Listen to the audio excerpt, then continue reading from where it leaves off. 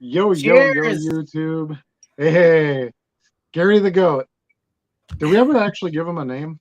Stuart the Screaming Goat. Stuart? Oh, yeah, that's right. Stuart. Yep. I have a hard time Mm-hmm. remembering that. All right. So we got another fun-filled episode. I have to admit, I'm a little tired today. We stayed up quite late last night playing laser tag, Ooh. um, which was a lot of fun, but kind of bushed. How about yourself? Did you have a nice fourth? I did. Of course, I had some travel again. Yeah. So I had a card show Sunday.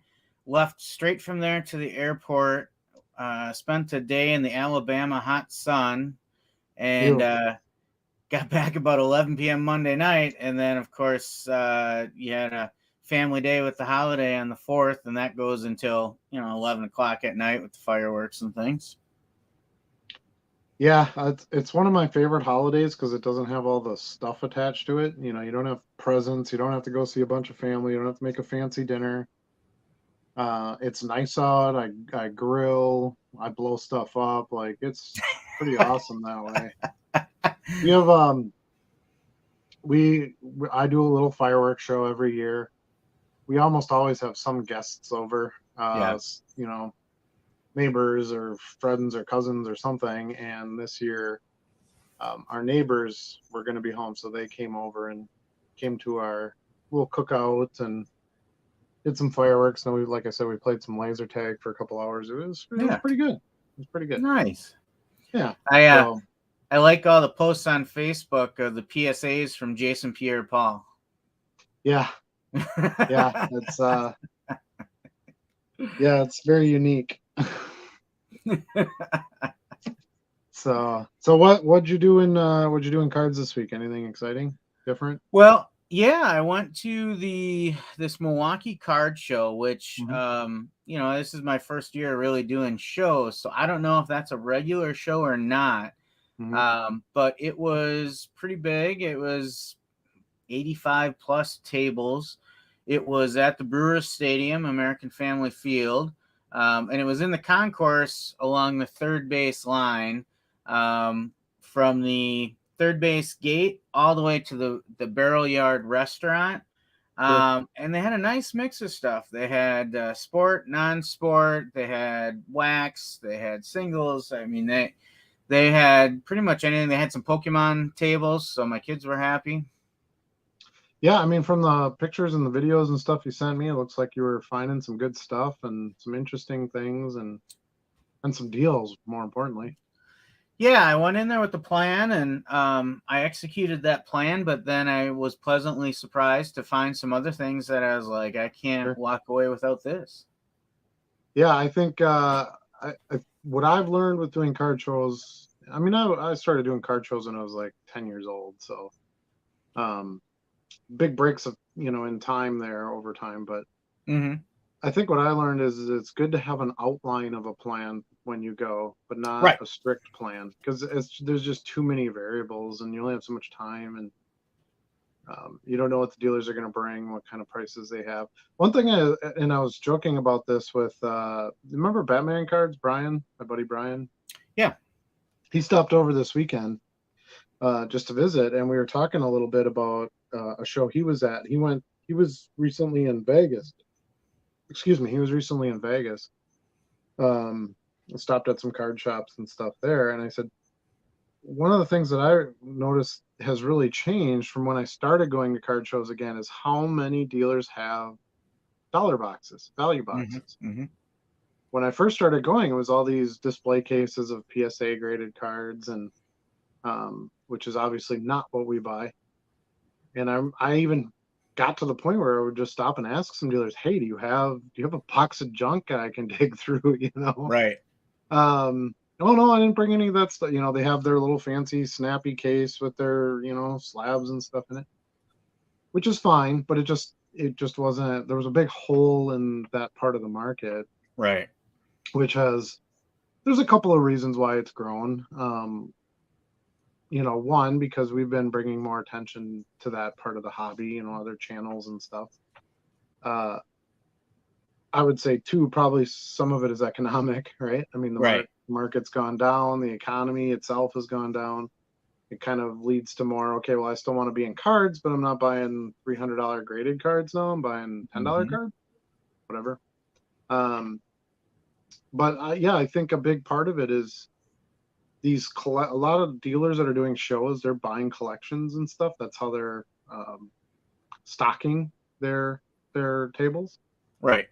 And they're taking the higher end stuff, and instead of trying to sell it at a show, which it's harder to find a buyer, they're finding their buyers somewhere else. And then at the show, they're using that space to sell the smaller end stuff. Kind of like what we do. I sell the really, really low end stuff in the boxes, dime stuff and that kind of thing. That's my chance to get that stuff moved because I can't sell it online. So exactly. Yeah. Well, good. I'm glad you had a good time at that show. I thought about going to that one. It just didn't work out for my scheduling and stuff.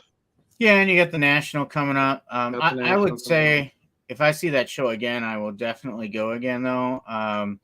There was a lot of one of our Green Bay dealers was there.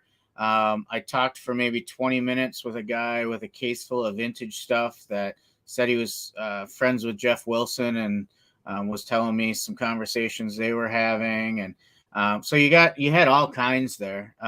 Sure. He had one of the things he was really proud of was an original graded case for Honus Wagner 206, I think it is. He didn't have the card. Someone had cracked the case, and he had the case for it with the PSA number still on it and everything. Interesting. Yeah, that was neat. Yeah, I don't think that has any value or anything, but it's a decent story. Oh, I bet you it has value. I wouldn't buy it. It'd be too hard to say if it was even real. Yeah, I don't know. You can make the flips. It's just a piece of paper. As we always say, there's a buyer for everything. Yeah, well, that's true. That's true. I don't think it'd be worth a lot, but you're right. There's probably somebody who'd throw a few bucks at it. Yeah. They'd put their fake Honus Wagner in it, right? Yeah. Yeah. That's where that would end up. So there's a show in Oshkosh this weekend. I'm thinking of going to that. My plan on Saturday, and I have to take my wife to the airport. She's going to Vegas. But not till later at night. So my buddy Ethan's coming over, and we're gonna put together our PSA order for the National. Okay. And there's a show down in Oshkosh in the morning, and I thought, well, maybe I'll go down. He lives in Manitowoc. So I thought, well, maybe I'll go down there. I'll meet him at the show, and then we come up to my house and we'll work on the cards, because I'd never been to that show before. I thought I'd give that one a shot. It'd be good for some video and stuff too. Yeah. So I'll let you know how that one is. I think it should be a pretty good show. Unless you're able to attend, you're certainly welcome to come with us. Yeah, not this weekend. I think we're going up north to take the Wheelers out in the new side by side. Right on. Yeah, should be a decent weekend for that. So hopefully, you only get so many of those around here. Right. Can't do that in January. Well, I ride mine year round. Do you really? Yeah, I do. Man. Not everybody rides with me though. Like it's a little too cold for some. Yeah. Well, good. That sounds fun. You have a good time with that. Mm-hmm. There's a lot of times where I'm like, there's lots of things that trump card shows, right? Right. So I love doing this. I love talking about it, making the videos, doing the sales, digging out 500 vintage cards for an order, things like that. But yeah, there's definitely things that are on the list above that. So that's good. Speaking of the National, I've got some good news to share on that. I got my hotel straightened out. Nice. So the conference hall. Oh, there's a deer across the street right now. My dog's out there. She's just standing in the middle of the road. Yeah. Anyway, yeah, it's Wildlife Century or Wildlife Central outside my house here at any nature. Time. Yeah, I just saw her just run down from the hill and just standing right in front of my driveway. The guy who runs the conference housing group, which is what I booked the Hyatt through, called me. He's in San Diego or something like that. He called me on Monday night and let me know that he was able to get my extra days, so he canceled my reservation at the other hotel and extended Oh, okay. my Hyatt stay. So I'm excited about that because I plan to buy a few 5,000 count boxes of cards, and I don't really want to haul them from one hotel to another hotel and so forth. So that relieves that pressure on me a little bit there, and don't have to take Ubers or do any of that. Yeah, so you're back in You the know, Connected Hotel, right? yeah, it's a skywalk across. So Nice. they have a really really nice breakfast buffet. Um, so we like that because we just power, load up in the morning, and then you just don't eat until you get home at, or back to your room at 10 o'clock at night or 9 o'clock at night or whatever when the day of the show is done. So that's always been worked out really well for us. All the events are there too. The trade night is there. There's always stuff going on in the lobby every night, things like that. So if you're into that kind of thing, that's Yeah, kind of the place to be. that's cool. So anyway, so that's good news. Um, we were kind of excited about the other hotel too. It offered a few more things. It was a little bit more of a getaway because obviously it wasn't right there, where everyone else is, Yeah. which there's can be some advantage to that too. It was a little cheaper, so we're like, okay, well, we got an Uber, but the hotel's cheaper, so it ended up kind of being a wash. And but this is still our best arrangement for being there, parking the car once and being done with it for 5 days. Yeah, I mean, the less you got to move around, the better, right? Yeah, that's kind of how. Well, when you're hauling stuff around, yeah, definitely. It's not like costumes, like when I was doing, conventions with costumes. That is a real pain in the butt to move that stuff around. But nevertheless, I buy bulk, and one of the things I was just talking to Ethan this morning about this. So there's always a few different boxes, like recent release boxes, Panini boxes that some of the main dealers there, so like Dave and Adam's Car World, Steel City, Blowout, stuff like that, where you can go buy these specific boxes from them, and then they give you a voucher to get the silver packs, the Panini silver packs. It's 2 cards per pack, but they're loaded. There's autographs and jersey cards and Okay. rookies and parallels and low numbered stuff and just bangers. I made a video opening a bunch of silver packs. There's 15,000 videos of that on YouTube of different content creators, but um, uh, last time I went kind of light on it. I bought a couple soccer boxes. I bought one of the football boxes, which I think was Chronicles, which is one of my favorite products. And Chronicles just came out this week, I think, or late last week. I don't really follow releases because I don't buy wax. But anyway, my plan this year would be to whatever that product is that would get you the silver packs. I want to buy a case. Okay. That's my goal. So obviously price will matter, but if I can get there and it's, I don't even know what Chronicles runs per box, but if it's 10 boxes in a case and they're $300, $3,000, boom. Get the silver packs. The silver packs pretty much will pay for your cards plus some out of the silver packs, and I think it would be good for videos. And I love I love the cards, easy flips. I think it's a good football class to buy. There's good rookies and stuff in it. Okay. Brock Yeah. Purdy's in there.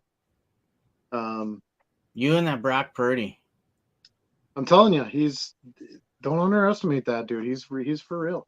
I just read an article on him a couple hours ago about how well he's doing, and he's definitely on schedule to be back beginning of the season. So Don't count Trey Lance out. yeah. Well, it's so Tommy John is not like it used to be, right? I mean, Yeah. these guys, they would have Tommy John that was in a way almost the end of their careers. Otani had Tommy John surgery. He seems to be doing just fine. So Yeah, I don't know. he's I doing think, all right, isn't he? yeah, he's okay. He's pretty good. He's better than a minor leaguer for sure. Yeah. But I think it's not quite as big a deal on a football player, like the way they throw and how, the ball and the speed and that. Yeah. So they don't seem quite as concerned with him being able to come back and be able to And then some, I know a lot of people have brought up like, well, what about a re-injury? And I'm like, I don't think it really works that way with Tommy John. Like, I it's have, not like a pulled muscle kind of. I mean, you can get an injury doing anything, of course, but it's yeah, not. I haven't It's not really like heard much more. yeah, it's not like a MCL or something. You know what I mean? It's not. It's not that kind of a thing. So I don't know. I we'll see how it goes. I guess. I mean, he's one of the only players to be injured that way and then have Tommy John in football. It's not very common. So it's Yeah, kind of a guinea pig. Super young kid. He's only 22 years old, 23 years old.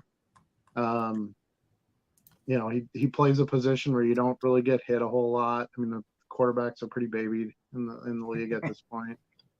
Oh, it's true. That's your it is money, so true. I get the protection, but I think they're going to be watching him pretty close. Anybody tries to go and hits that arm, pretty sure you're going to get a flag. Uh, so I think in a way he's going to get a little bit of a freebie at least for a while. For a while, yeah. When he's out there.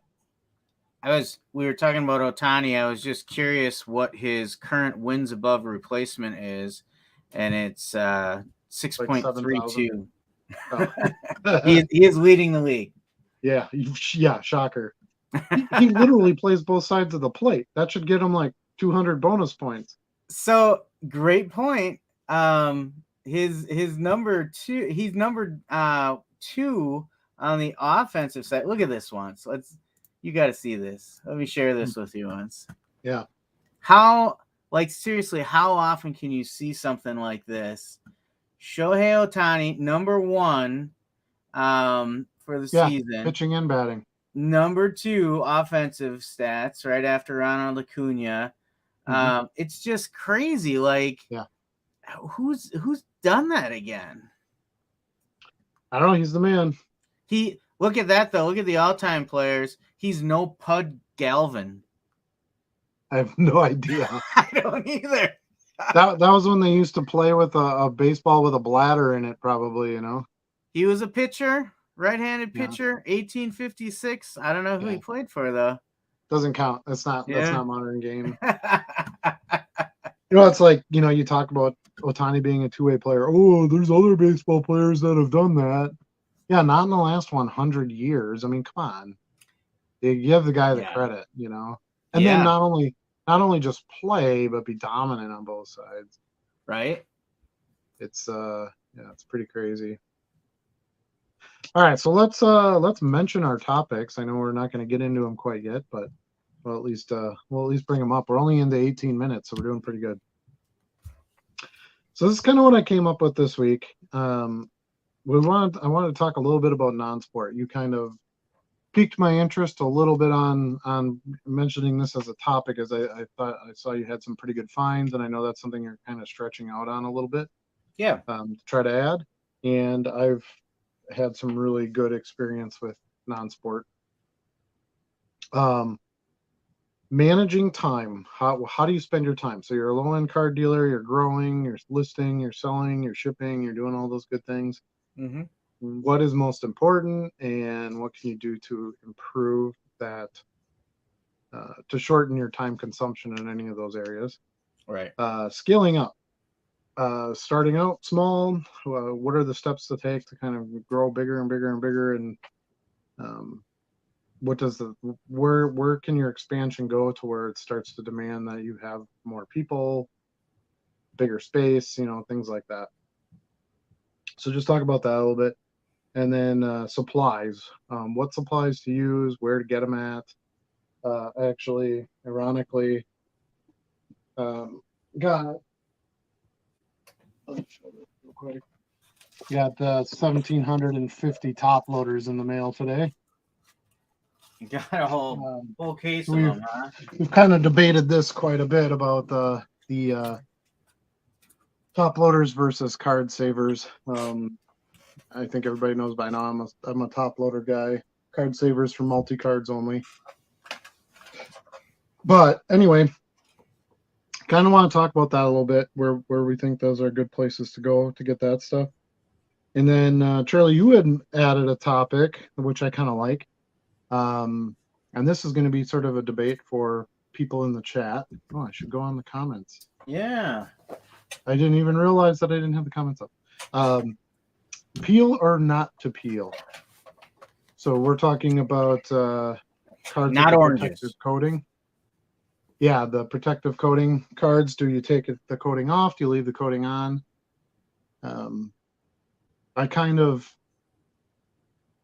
Let's start there. Okay. Let's start there. I'm definitely a don't peel. I don't think the cards look as good for the most part with the peel on it. Most of the time, you're talking about like Topps Finest. Yeah. There's those. Do you remember those baseball Yep. metal cards in the 90s? Yep. Leaf metal, metal. What was it? Anyway, I got a whole bunch of those out of a dime box a few weeks ago, and they have a peel on them too. I guess I look at it like I try to look at the product as whose product is this, right? So if I have a card that I'm selling, it's not really mine. I'm trying to find an end buyer. So I would let them make the decision of peeling or not. I'm not going to peel it and then send it to them. Yeah. I've gotten plenty of copies of cards where the peel is off, the peel is on. When you're buying, 90s Finest stuff, it's going to be all over the board. You're going to see some with, some without.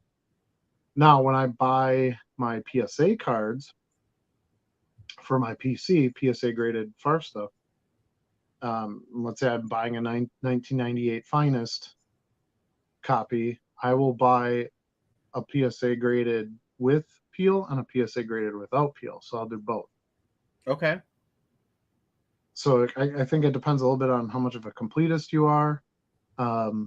Grading them with the peel on, it's much harder to get a high grade for obvious reasons. Never do that. Like, it's too obscuring to me. Like, you want to appreciate it once in a slab. Why would you leave that paper on there? Well, it's not paper. It's a clear film. It's a film, yeah. Yeah. I think the point is just that's how it came out of a pack. So the true purists are like, well, you don't clean cards, you don't trim cards, the card came out of the pack with the film on it. Just like when you buy a brand new refrigerator, it's got that plastic film on it.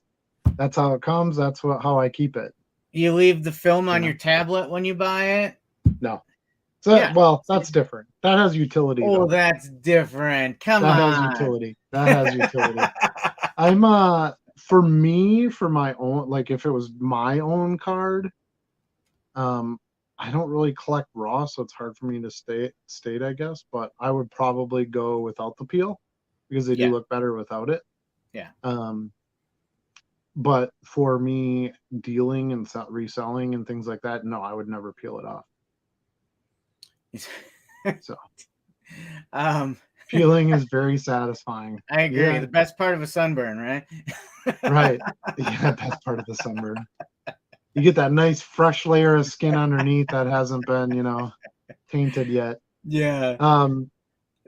I guess pulling the peeling off is might have its own sense of joy to it as well. But yeah, I don't know. I don't think I would I don't know that I would even take the time to think about it. Like if I got a stack of 1998 Finest cards, yeah, I'm not going to sit there and peel them all off.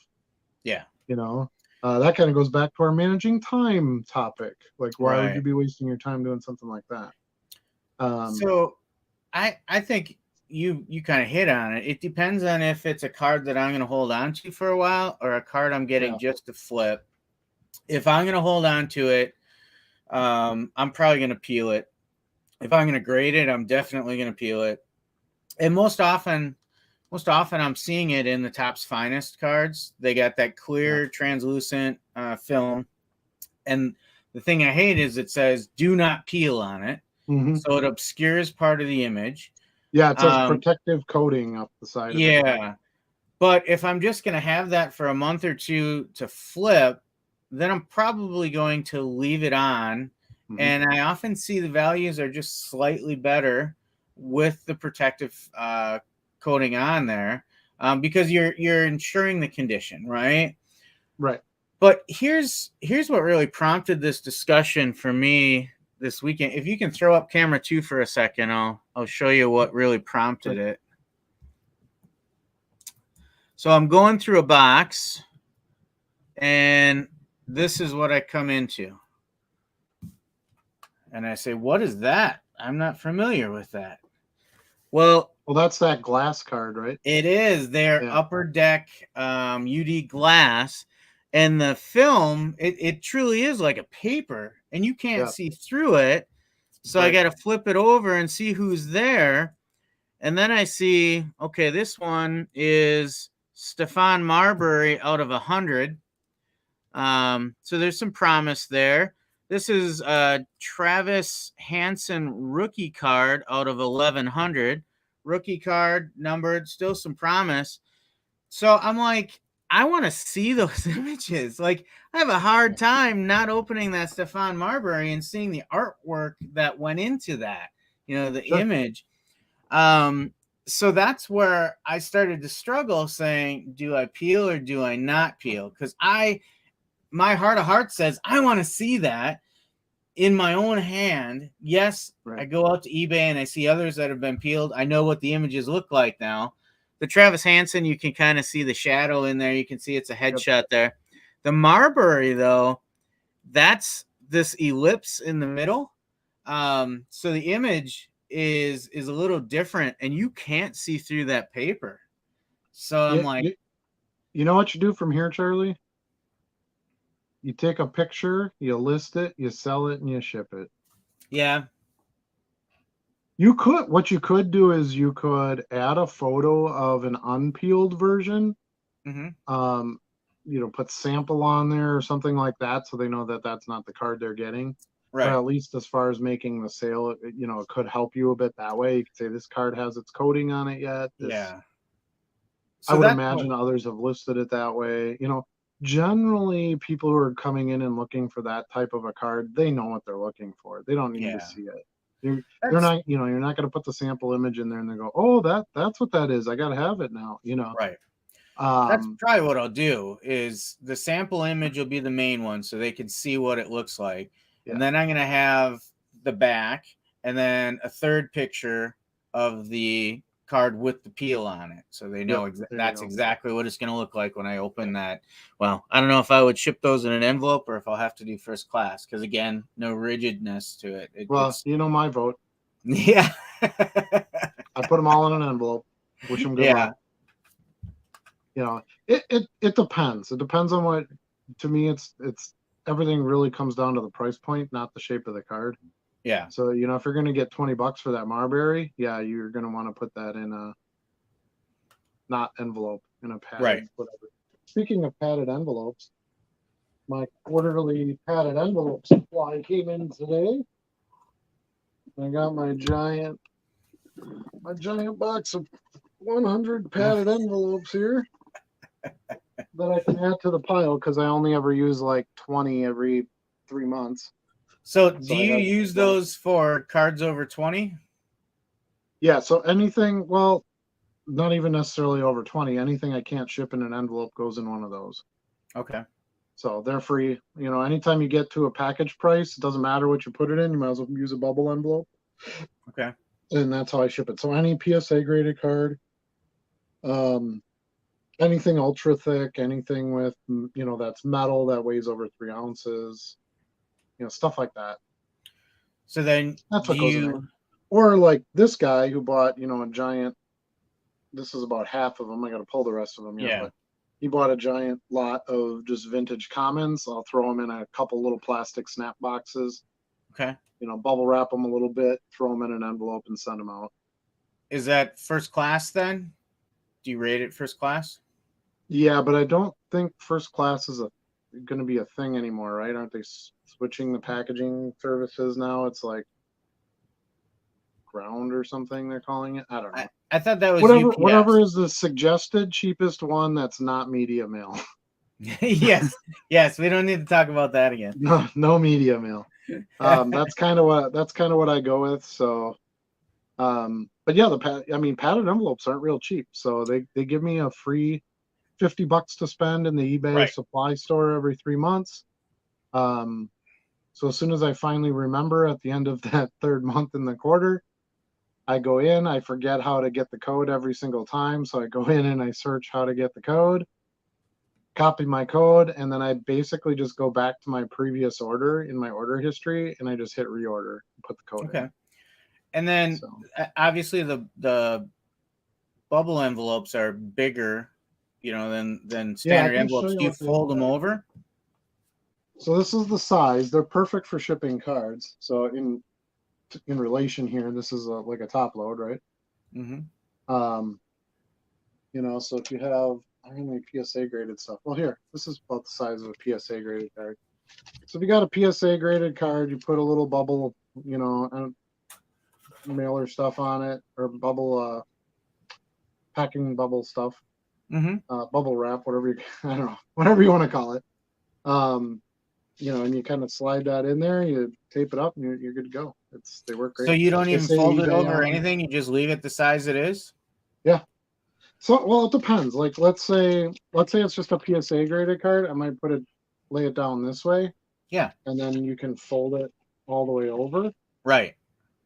And then, tape over your label over the top. So it depends on what I'm shipping. And that's why I asked, because of the label. If you leave it 7.5 by 6 or whatever the full size of it is, what do you do with the label? Do you change your size so that it really you put little tiny label on that big envelope? A 4x6 label, yeah, just like I do an envelope. Yep. Okay. Yep. Yeah, it's really no different. The labels stick really well to those. You don't have to worry about them coming off or anything like that. So, yeah, works good. It just always seemed odd to me if you had a label that is a quarter of the size of the overall envelope. Like, yeah, but I don't want to go buy bigger labels. And then my thermal label printer that I bought, I didn't buy it. Somebody gave it to me, to be fair. I got one I'll give to you too. Transparent here. Yeah, a viewer purchased it for me, and the max label I can put it in is a 4x6. So that's what I stick on. It doesn't look as small on it as you think it does. So here's hold on one second. I gotta shut this light off. Yeah.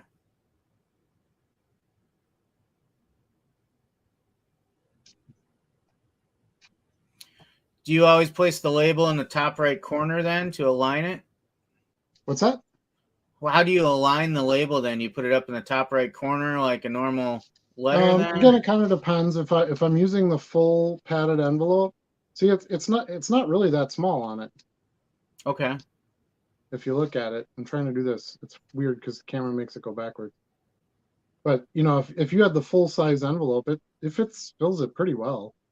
If I'm folding it in half, let's say I'm putting a PSA card in it, then I literally it fits perfectly over this from the width.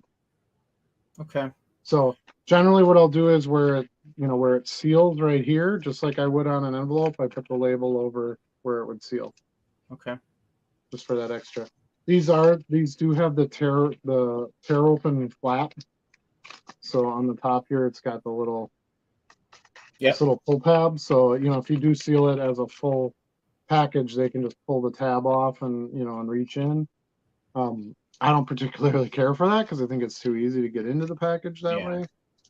So I usually kind of tape over that. I figure they can pull, if they really want to use the pull tab, they can peel my label back and pull the pull tab. Right.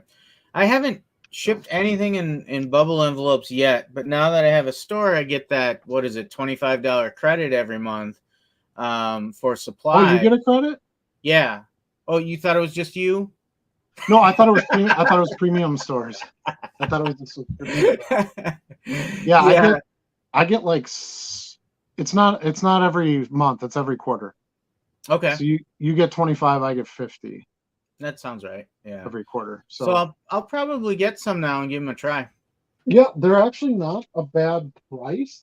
This big giant freaking box of them is $38 bucks. Because I've been anything over 20. I've been using these boxes that I got a while back ago, which long term I probably don't want to use them because they cost a little bit more. It was just the first thing I got when I started. They're really nice, like buyers like them, but that's too dark. from a cost perspective, I think I'd be better off with, especially getting the credit with the bubble envelopes. Yeah, so if you bought those bubble envelopes, they're $38. So if you had a $25 credit for $13, you could get 100 envelopes. They'll last you like 2 years for what we do. And let's say you send one $25 card in there. What's your rate typically? Because with those boxes, I'm usually at $3.60 some cents. Yep, it's the same thing. Is it the same? Okay. Yeah, because anything under 3 ounces package price is going to be like $3.65. It depends on region. Right. So, if you're sending it to the way West Coast, it might cost a little bit more. Yeah. But yeah. You're right, though, because I was thinking more like the standard envelope for every ounce, you pay a little bit more. Nope. So my thought was that box is a little heavier than an envelope, so I wonder how much more. But you're right, it goes right up to 3 ounces. I mean, for me, it was a no-brainer. Like, I don't pay anything for the envelope, so why would I use something else? And they say eBay on it. They look professional. You can put your card in it. They're really nice. They're really quality envelopes. They're not, they don't really tear apart. It's not junk stuff. They're nice, and I really can't think of anything else I would use my credit for in the supply store either. Because I don't really use boxes. I don't need packing tape. I don't need, like baggies. There's really nothing else that I would need in supplies from them. If they did just plain white plain business envelopes or something, maybe I'd consider getting those. But yeah, they don't. The only thing they do for envelopes is bubble mailers, and they do have a few different sizes, but this is by far the most accurate one you're going to need for cards. Looks like we got another comment from TK6437, which Star Wars reference, right? Why aren't you at your post? Yeah. But it looks like he's begging for another media mail conversation there. No, well, books aren't media according to the post office, unless they're educational and they're going for an educational purpose. So I know this person who's posting. Hi, Dave. How's it going? And yes, he does ship a lot of educational books and things like that where he works. Yeah, and I mean, as far as like shipping anything, really, the barcode and the scan is what matters. But pricing, I think he's referring more to like the cost. That's not quite how it works with the postal service. It's really all about where is it going to. A couple different things. What is the size? What is the shape? The size? How much does it weigh? And where is it going? And then that kind of all figures in together. And then what service? Yep. How long do you want it to take to get there? How fast? Yeah. Don't ever use priority mail. Don't use any of that stuff. None of that. That's all waste of time and money. Yeah. Have you ever had a? Have you ever had a lot? Which it doesn't surprise me. Yeah. Have you ever had a buyer insist on expedite and pay for an expedite delivery? Not for cards. I've had that happen with merchandise stuff that I ship pretty regularly. Or I'll have somebody who buys that's international, and they'll say, "Hey, can you send this to my buddy in New York?" And then he'll send it out with other stuff, whatever. Right. So I've had that. I did have an international buyer a couple weeks ago ask me if they bought a couple cards, if I could send them a combined invoice. So pro tip here, you can't do that. You have to send each item individually. Yeah, so they have to pay shipping individually. So if it's like $16 to ship one card, they have to pay $16 for each card. So what I did was I just made a special listing of the cards that he wanted. And then I put the weight down to, what it would cost to ship all 6 cards or whatever it was. And then he just had to pay the one $16 shipping rate because I put all the items into one listing. Okay. So if you ever run into that, I don't know if you do international at all, but if you start doing soccer, you will. Yeah, I've only had one international shipment so far, but I am in the program. Yeah, eBay takes care of it pretty much. You just make sure you have their little letter number code system thing on the label, which it should automatically print on there. It's going to go into one of their shipping container centers, and then it goes out from there. So there's really no reason to not do. No. Well, one thing that's cool, and this surprised me when I got back into doing more eBay, they actually notify you when the shipment has been like received in the other country and stuff like that, which I thought was kind of interesting because if you ship something out post office, I ship a ton of stuff international for the merch stuff, and I put a label on it and I send it. I have no idea when it gets there. I don't know where it is. No idea what container it's in. Does it go by plane? Does it go by boat? Hopefully it doesn't go by submarine. We've all seen that doesn't work out real well. I just hope they get it. If I don't hear from them, I assume that they got it. You know, it's winging a prayer type stuff versus the eBay global stuff is a little bit more friendly that way. So, all right. So we kind of went off track a little bit there as we tend to do. We got into the peel don't peel discussion there. We kind of talked about supply, so maybe we'll just keep going down that route. Sure. Make that topic number 2. So you all know where I get my bubble mailer supplies from. Anytime I can get anything free, I'm going to do that. You get that credit from eBay every 3 months. If you don't spend it, you lose it. That's it. It doesn't roll over. You can't trade it in to pay eBay fees. There's no other option other than to go to their shipping store and buy the supplies. So, and how you find this is, okay, it goes by quarter, and it's January is the start of the year. Okay. So you go January through March, and then in early April, you can order your first quarter supplies. Does that make sense? Your supplies from the first quarter. So then you've got January, February, March. You got April, May, and June. So then beginning of July. So I just ordered my July one, which is why I just got it today. You can order for that second quarter of the year. And you just go into your store, and then there's a subscription button in there. You choose that, and then it'll ask you, let me see here. I'm trying to do this by memory. Probably not the best idea. But there's a link on there that'll show you your code. So I'll try to pull it up here. And you want to make sure that you enter that code, because otherwise you're literally just buying it from their store. Right. And that's not what you want. Let me pull this up here. But yeah, that is bubble mailers. You know, if you go into a store and you buy like a pack of 10, which would probably last me a while anyway. Is it under subscriber discounts? Yeah, that's where it is. Subscriber discounts. That's the one. I knew a subscription was in my head, and I'm like, that doesn't seem right. Subscriber discounts, subscriber discount. But it's under your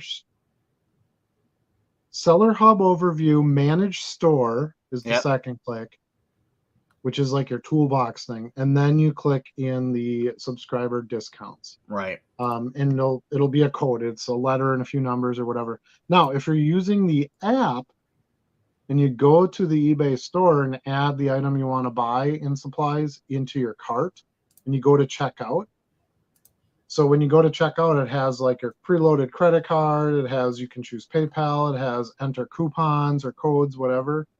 If you click on that, it should automatically have your discount code loaded in there, and you just click the box that you want to use it. And then when you go to checkout, it should just take that out of that credit. Does that make sense?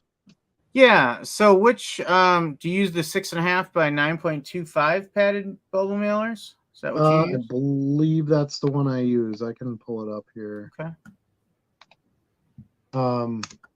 Yeah, they're like $38. Yep, that would be the one.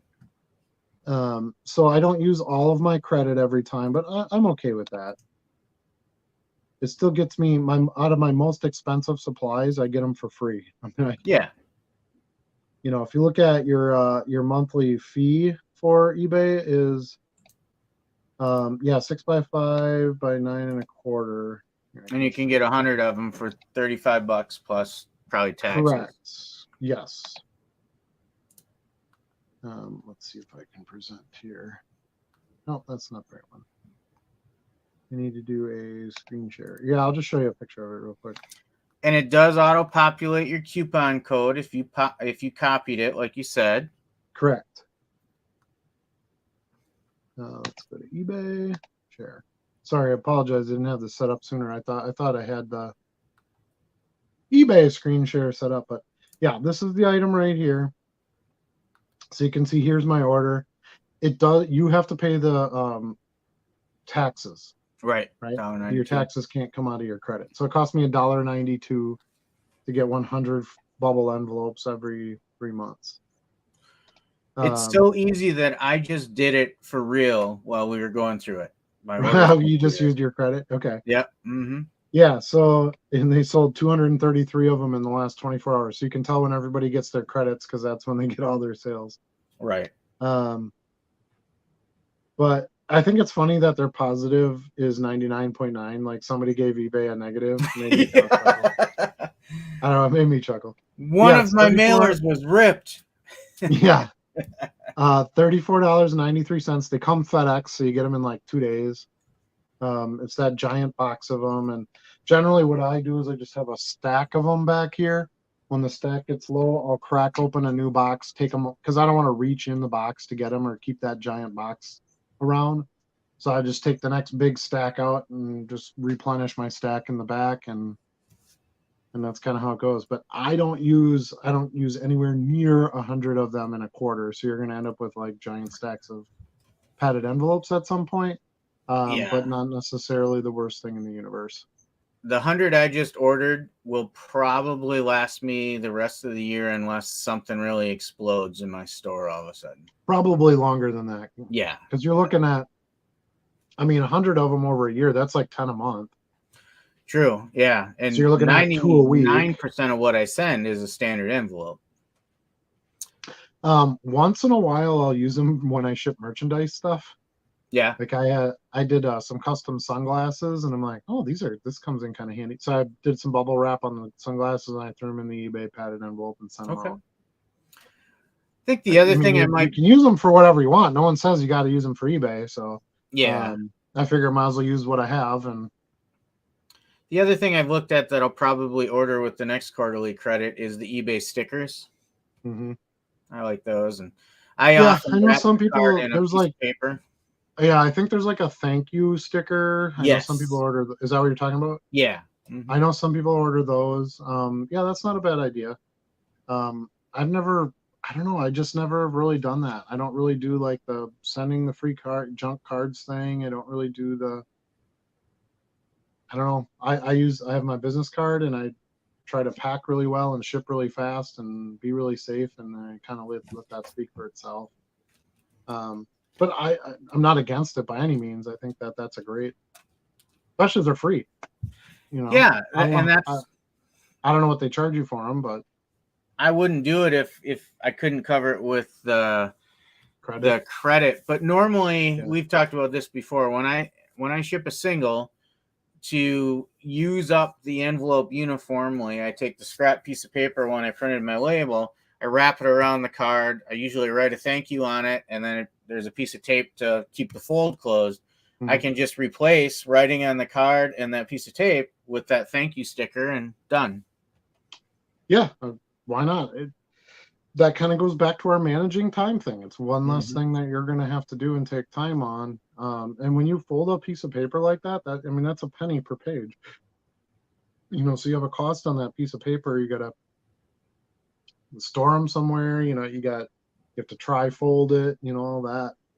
I think if you can eliminate some of that might save you some effort too. Yeah.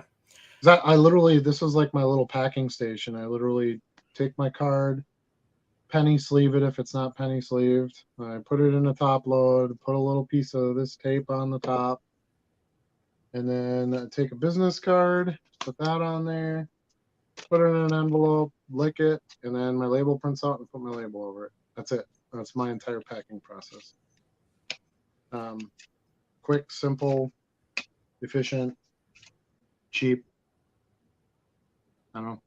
So, but yeah, the thank you stickers is not a bad idea. If they're under $10, I could throw them in with my order. Yeah, and I even wouldn't give up ordering the bubble envelopes to get them, but yeah, I have that like $10 to $12 cushion in my credit yet, so I'd consider that, using my $10 on that. if I stop using the paper, I could actually use the thank you sticker to fold over the top of the top loader too. True.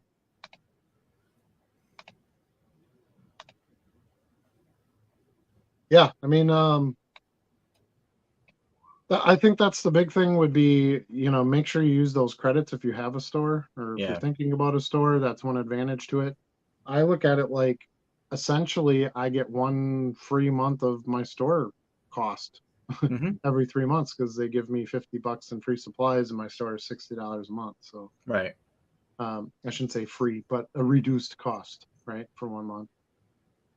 No, I'm not going to use all those envelopes super quick, but I'm sure over time I'll use them all, doing different things. I actually we redid some stuff in our living room, and I have a whole bunch of books that I'm not going to keep and I'm going to sell. And I'm like, well, geez, I'm just going to put them in those the smaller ones anyway. I'm just going to put it in those padded envelopes when they sell and ship them out. That way I can ship them media mail. Here we go again. Right, the media mail. What I got the perfect comeback for that.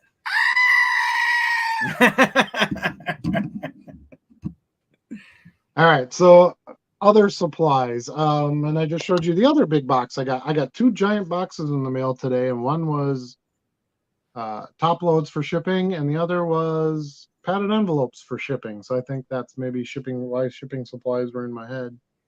But I had gotten a really good deal, and I got a little over 1,750 top loads for, what did I say it was, like $80? Ends up being like 6.5 cents a piece, which is the right price. That's right where I want to be. You can't expect to get top loads for a penny a piece. That doesn't exist, even if they're used. So there's a couple reasons why I like buying the used ones. Number one, price is obviously top dog. Number two, I don't want to sit and get all these packs of top loads and have to unwrap them and, stack them. They kind of stick together when they're new, all that. I want something that's kind of already a little bit flexible and ready to go. Number three, whenever I get a large box of top loads like this, there's different sizes of them. So one of the things that I do as I'm pulling stack, I have my little like working supply stack over here, is I'll grab the ones that are the bigger sizes and I set those aside, because then I can use those for thicker cards. If you buy brand new top loads, you got to go and buy like a variety of sizes, for different cards. And it's not even necessarily like for a single card. So let's say I have, 3 cards I'm shipping out. Well, I can fit 3 in a slightly thicker top load and still send it in an envelope. So that's one of the big, like, doesn't really pop out at you right away advantages to buying lots like that. There's always top loads for sale on eBay, used top loads. Getting a really, really large lot is obviously the best way to go. You're going to get the best price plus shipping. Pretty much everyone's going to charge you shipping if they're sending you a big box of top loads. So you really kind of have to keep your eye out for it, because there is some competition. We're not the only ones buying shipping materials. And you kind of just have to sort of, when it's your time and you feel like your top load numbers are getting low, you have to start looking, because you might not find one right away that day at the right price. I could buy another lot of 1,000 of them for, $120, but I got 1,750 of them for $85. So you want to stay under that 8 cents. 8 cents is about the max I would want to pay. Yeah, you also mentioned, sometimes you can find some at a show as well.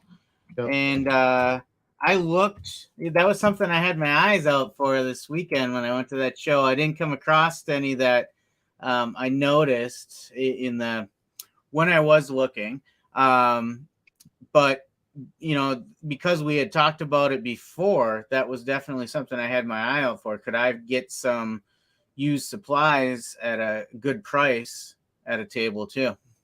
And I mentioned this a lot in my show videos. I consider that a little bit in the price when I'm buying cards too. So let's say I'm going to go and buy a bunch of 50-cent cards, but they're top loaded. You're kind of already down to like 42 cents that you're paying for that card because you have an 8-cent value top load, which I would have to pay 8 cents for to buy to use for a shipping supply. Right. So you can sort of get top loads at shows too, just by buying cards that are in top loads. Oh, you gotta be kidding me. I'm not putting that on the screen. What are you, nuts? What are you, nuts? How many home runs has Ohtani hit tonight? Let's talk about that. Something of more value. You did know the Brewers and Cubs are playing this week, here's right? Here's the score of two crappy teams that are playing each other. Have fun with that. So yeah. Anyway. All right, what else do we need for supplies? All right, we talked about envelopes. We kind of talked about those at nauseum most episodes. Walmart. Penny sleeves. Funny. I'm glad this came up. I was at the Walmart over by my house. I don't remember why we were there. I don't really go to Walmart, so it's like usually a special thing. I remember what it was. My kid wanted some kind of special brand of moisturizer that, like, Dad, I need this to be cool kind of thing. I'm like, okay, yeah. Whatever. It's like bubbly brand or something. I'm like, I don't know what it is. So I looked it up on the internet and I saw that Walmart carried it. So I'm like, all right, I'll go there and I'll buy her this, thing of moisturizer or whatever. I'm like, well, if I'm at Walmart, I'm going to look for envelopes because I don't want to stop here, specifically for that because there's so many times I go and they don't have any. So I went to the back and they didn't have any in, but the sticker on the shelf, they raised the price. Oh. So I think they were $1.64. I'm going to get this wrong. I never have it in my head right, but I think it was like that, something like that. And now they're like $1.84 or something. Oh, so quite a bit. Not astronomical, but that's a good size jump though. Yeah, it's like a quarter of a penny per envelope or so. I mean, well, I guess you're splitting hairs here a little bit, but yeah. I thought that was interesting because I had never found anybody that was anywhere close to competitive on their price. Well, now at that price, maybe I could find them somewhere else and I could actually just get them shipped to me and I don't have to stop at these stupid Walmarts and buy out the whole shelf. But I have envelopes for a while, but as I'm really starting to grow and I'm shipping a ton of orders a day, I'm realizing I'm using like a box a day. It's pretty crazy. So I'm never gonna have enough envelopes. It's never gonna have enough top loads, never gonna have enough envelopes. It's just something you have to keep. As long as you have cards, you're gonna need those things. Yeah. So one other thing that we haven't talked about for supplies, and that's penny sleeves. Yep. So I generally go with for the most part Ultra Pro. They're one of the only makers. BCW makes some, which I actually think are superior. But you don't find them as often and not as good a deal. For the most part, I don't like order big chunks of them at a time because I only sleeve cards when I pull them and they're not sleeved and I need to ship them. Then I obviously put them in a sleeve. But there's a lot of times when I'm pulling tons of cards out of sleeves and I reuse the sleeves because I can put all, like if it's a bunch of low-end Farv Commons, I'll take all 3 cards out of the sleeve, put them in one thick sleeve like this, and then I have these 3 single sleeves that I can reuse. Does that make sense? It does, except what are you going to do with those 3 singles? Are you planning to sell them as a lot, or are you going to try and remember that you got them? I'm saying I sold these, right? A buyer bought these 3 cards. Okay, a single sale. Gotcha. So, yeah. So, and I'm not saying these cards specifically because here's a chrome refractor. I'm not going to not put that in a sleeve. It's going to get all scratched to hell. But you have 3, well, let's say like this, right? 3 common vintage cards, right? These aren't going to gain any advantage being in a sleeve by themselves. In fact, it could probably cause more harm than good, because these can bend, corners can bend and stuff. They're actually better creating some rigidity, putting all 3 cards together. I put them in one thick sleeve, and then I top load it and I ship it from there. Okay. But if all 3 of these are penny sleeved, then I can, I take them out of the penny sleeves and I reuse those sleeves. So I actually don't go through that many sleeves because of that.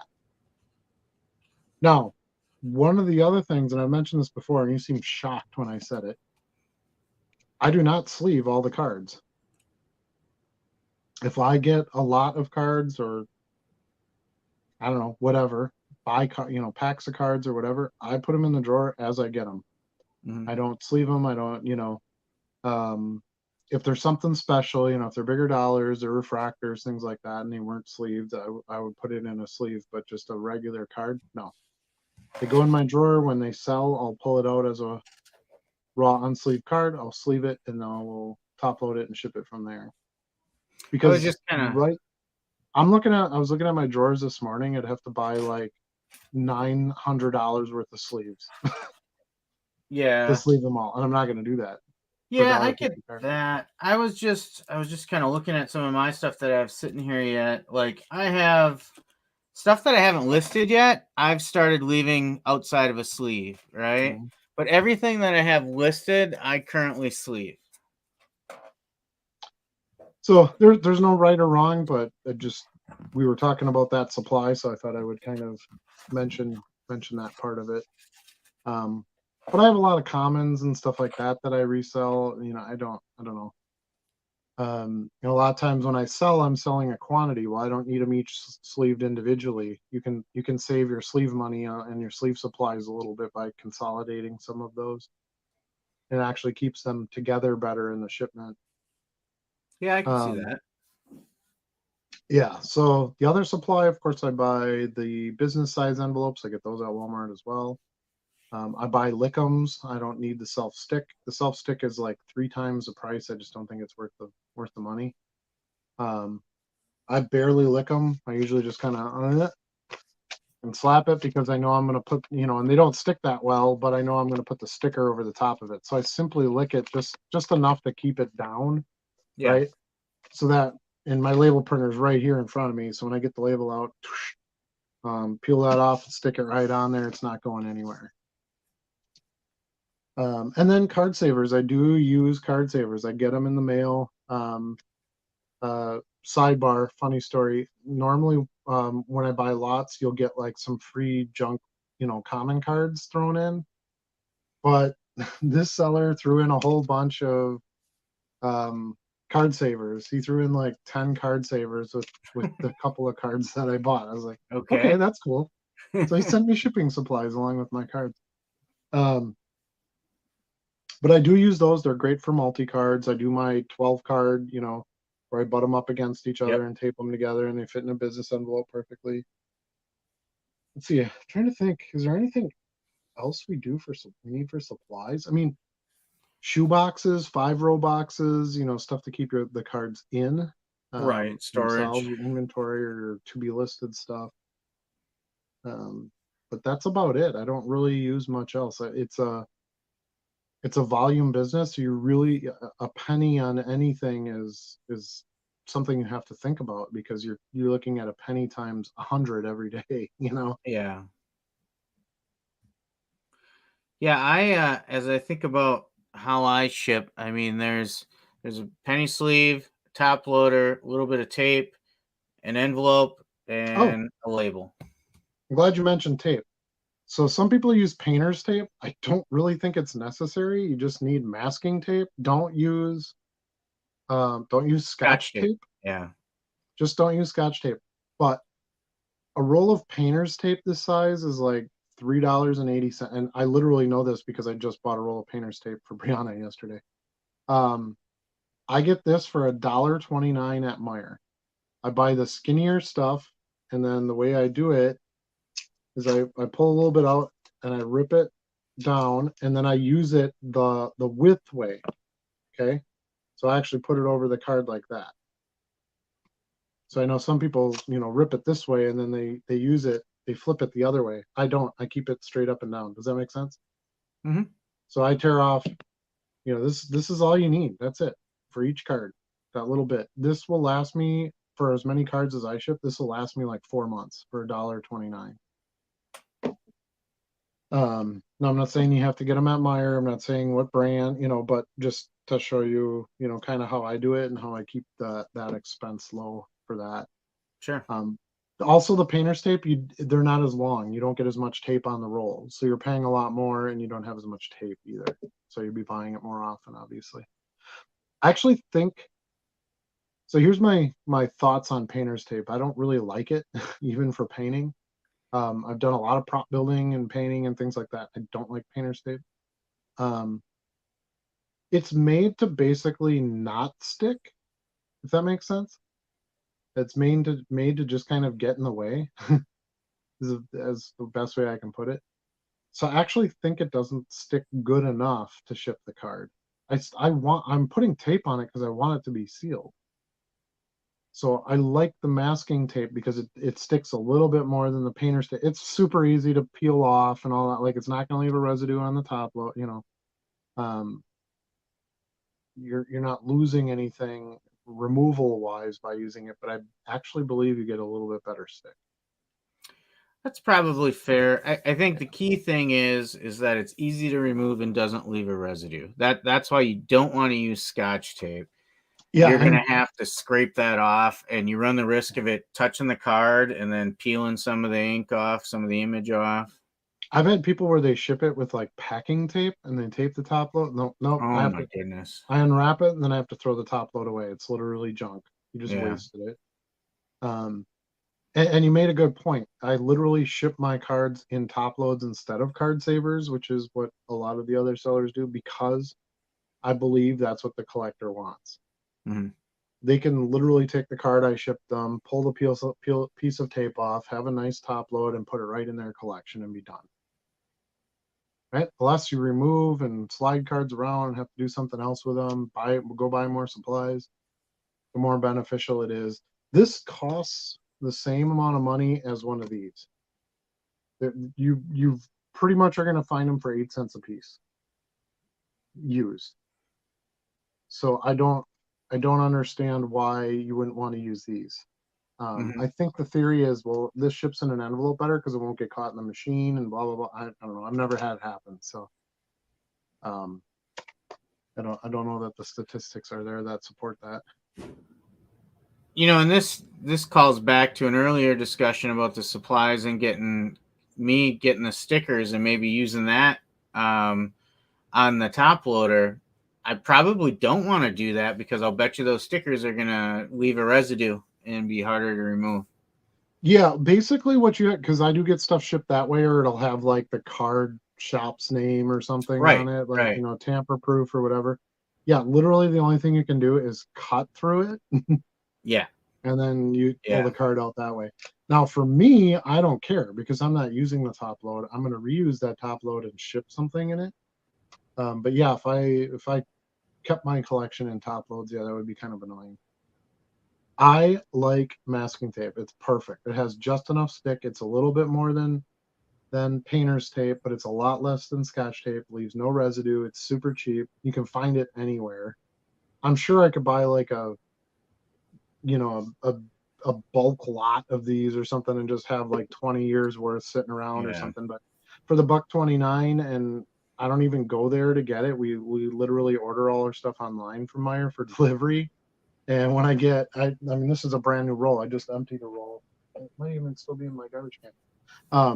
But literally when I know I'm down to, the last day or two of tape, I just order one and it comes with our delivery. So for me, I'd rather just spend the $1.29 a couple times a year when I actually need it rather than stocking. I take up enough room stocking envelopes and padded envelopes and those harder to get type items that I don't really want to stock tape. I do use painter's tape, but that's mostly just because that's what I had on hand when I started doing this, and I haven't run out yet. Well, next time you go to buy it, look at the difference in price and the amount of tape you get on per roll. And you'll probably change your mind. See, I don't know. I don't think painter's tape sticks as well.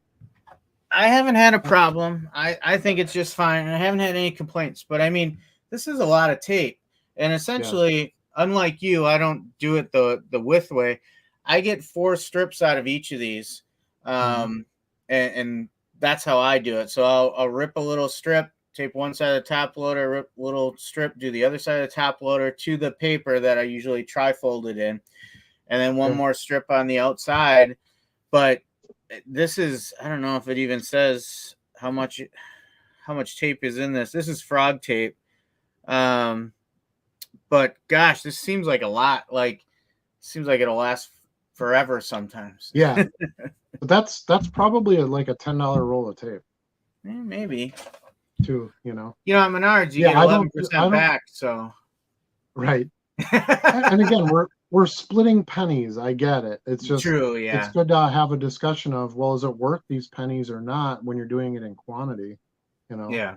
And I don't use the paper or anything like that. So I literally I have my piece, I fold it over the top, give it a little pinch, because the whole purpose behind it is to keep the card in the top load.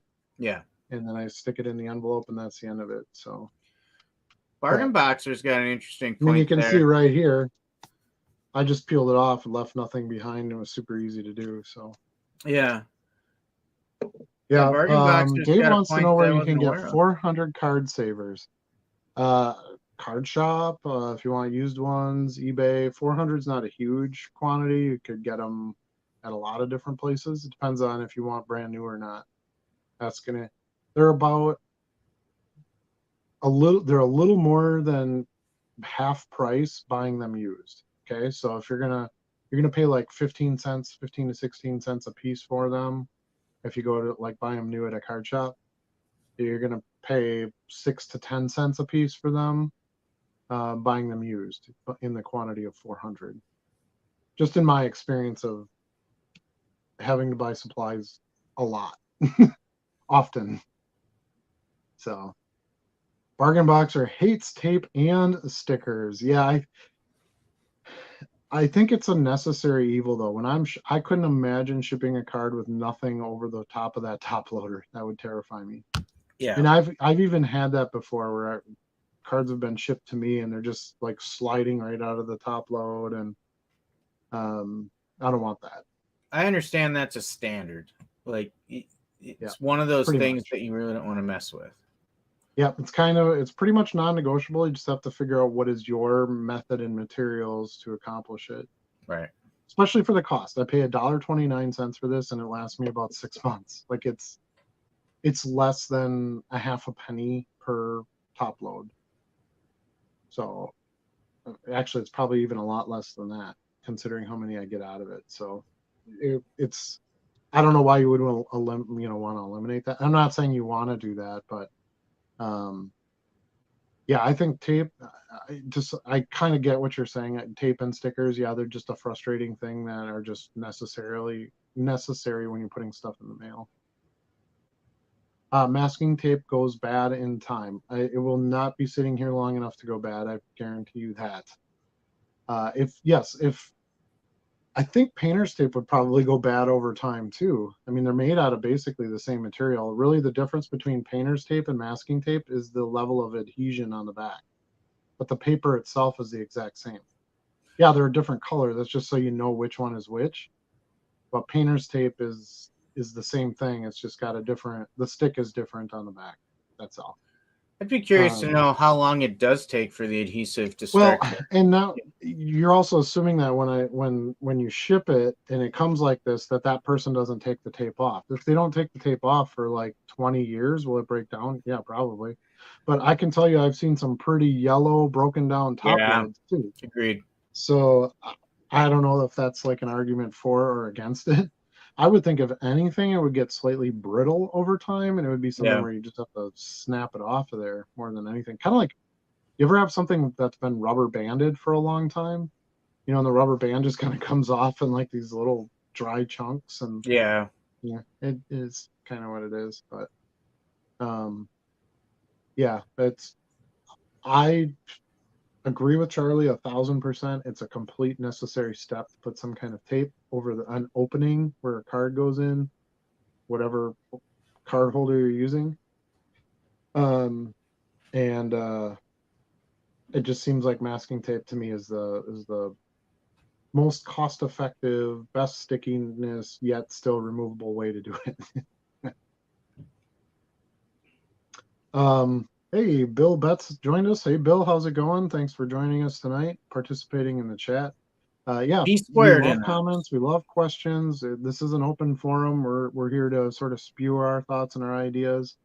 For those who are new to this show, we came up with this whole idea because I'm kind of the vet. I've been doing this for a while. Charlie's newer in this, and we thought it would be good to sort of share both ends of the low-end card selling spectrum.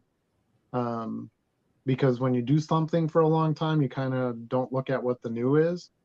And when you're starting something, you don't have the experience, so you're looking to capitalize off of some of the experience, so you're not making some of the same mistakes.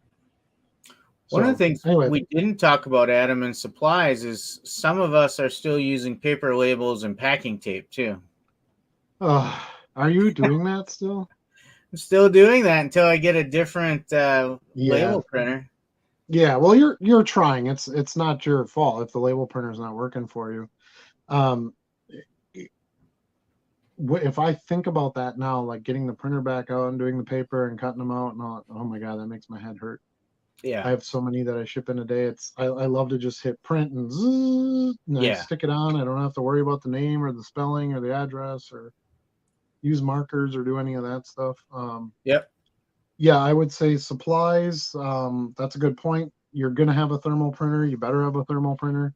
For those of you who are serious about doing this, I have my giant stack of thermal labels here. I get these on Amazon. I generally will buy 2,000. This is a 1,000 pack here. I'll generally buy 2,000 at a time. Last time I got them, I was telling Charlie about this. I got them really cheap. It was like $26 or something for 2,000 of them. This last time they didn't have a deal on the 2,000 pack, but they had a really good deal on the 4,000 pack. So I have lots of labels now for a while. But that was like $54, I think, for the 4,000 pack. So that was a really good deal. So I bought them that way. So I don't have them set up on a subscription or anything like that. I just go into Amazon when I start feeling like I'm getting low, and I'll go look and see if there's any deals on certain quantities, and I kind of buy them at that point. Again, you're kind of splitting pennies, but the more I split pennies on the supply end, the better a deal I can give on the card to my customer, which is more important to me. And you brought up Amazon. So I do some shopping. While you're doing that, I'll pull up my Amazon so I can show you what labels I'm ordering. So if anybody wants to see. There's really kind of three places that I've shopped for supplies. One is if I run out unexpectedly, I wasn't paying attention, and I need something right away, I will go to our LCS, one of the two we have here, and get something from the local card shop. But the other two places I go to is either Amazon, which I buy quite a bit off of Amazon, or I'll go right to Ultra Pro's website as well if it's more of a kind of a custom thing. Because, like, I wanted to try these tobacco-sized top loaders, so I bought that right off of Ultra Pro's website. Sure. But the standard stuff, I usually go right to Amazon. Yeah, I would say that 9 times out of 10, unless I'm buying top loads because I refuse to buy those new. I don't think there's a point when I'm just using them as shipping supplies and I can get them half price. Then that's eBay. That's an eBay supply. But I don't buy like used penny sleeves or something. That sounds kind of crazy. Generally, as far as where I buy my penny sleeves, I usually there's like a retail pack of penny sleeves. It sounds kind of weird, but Target carries them, Walmart carries them. Yeah. But normally you get 100 in a pack for basically $1, hence the term penny sleeve. The retail packs I've seen are more expensive though. Like Target, I thought was crazy. They don't need to be. You should be paying about $1 a pack. So when I get them, I got them this last time at I think it was actually a little bit more than $1. It might have been $1.25 a pack, essentially. Because what they do is they have 125 packs, and you get 4 packs in the pack, and it's like 10 or $11. Okay. So essentially, you're paying like $1.25, but you get 125 penny sleeves, so you're still paying a penny. If that makes sense. See, I thought I remember seeing at Target it was like 100 penny sleeves for 3 something. I was like, you're crazy. Correct. Yeah, if you buy the 100 pack, yes, you have to buy the bigger multi pack. It's on like the bottom shelf. I thought maybe I had. No, I don't have a pack in here, but you know, you said buying used penny sleeves sounds kind of funny. If you think about it, buying used penny sleeves is kind of like buying underwear used. Right. Exactly. You're not wrong. Okay, so here's what I bought. Now that I can see the price is back up to the normal price. Let me see if I can throw my screen on here.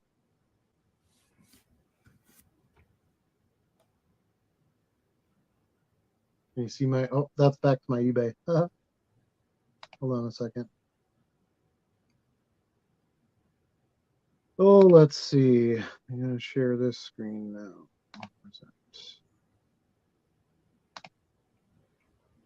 Share. While you're looking for that, Bargain Boxer says the clear tape is what he hates because it doesn't come off, and he's not going to spend the time with Goo Gone. I use. Yep. I never hate use clear tape.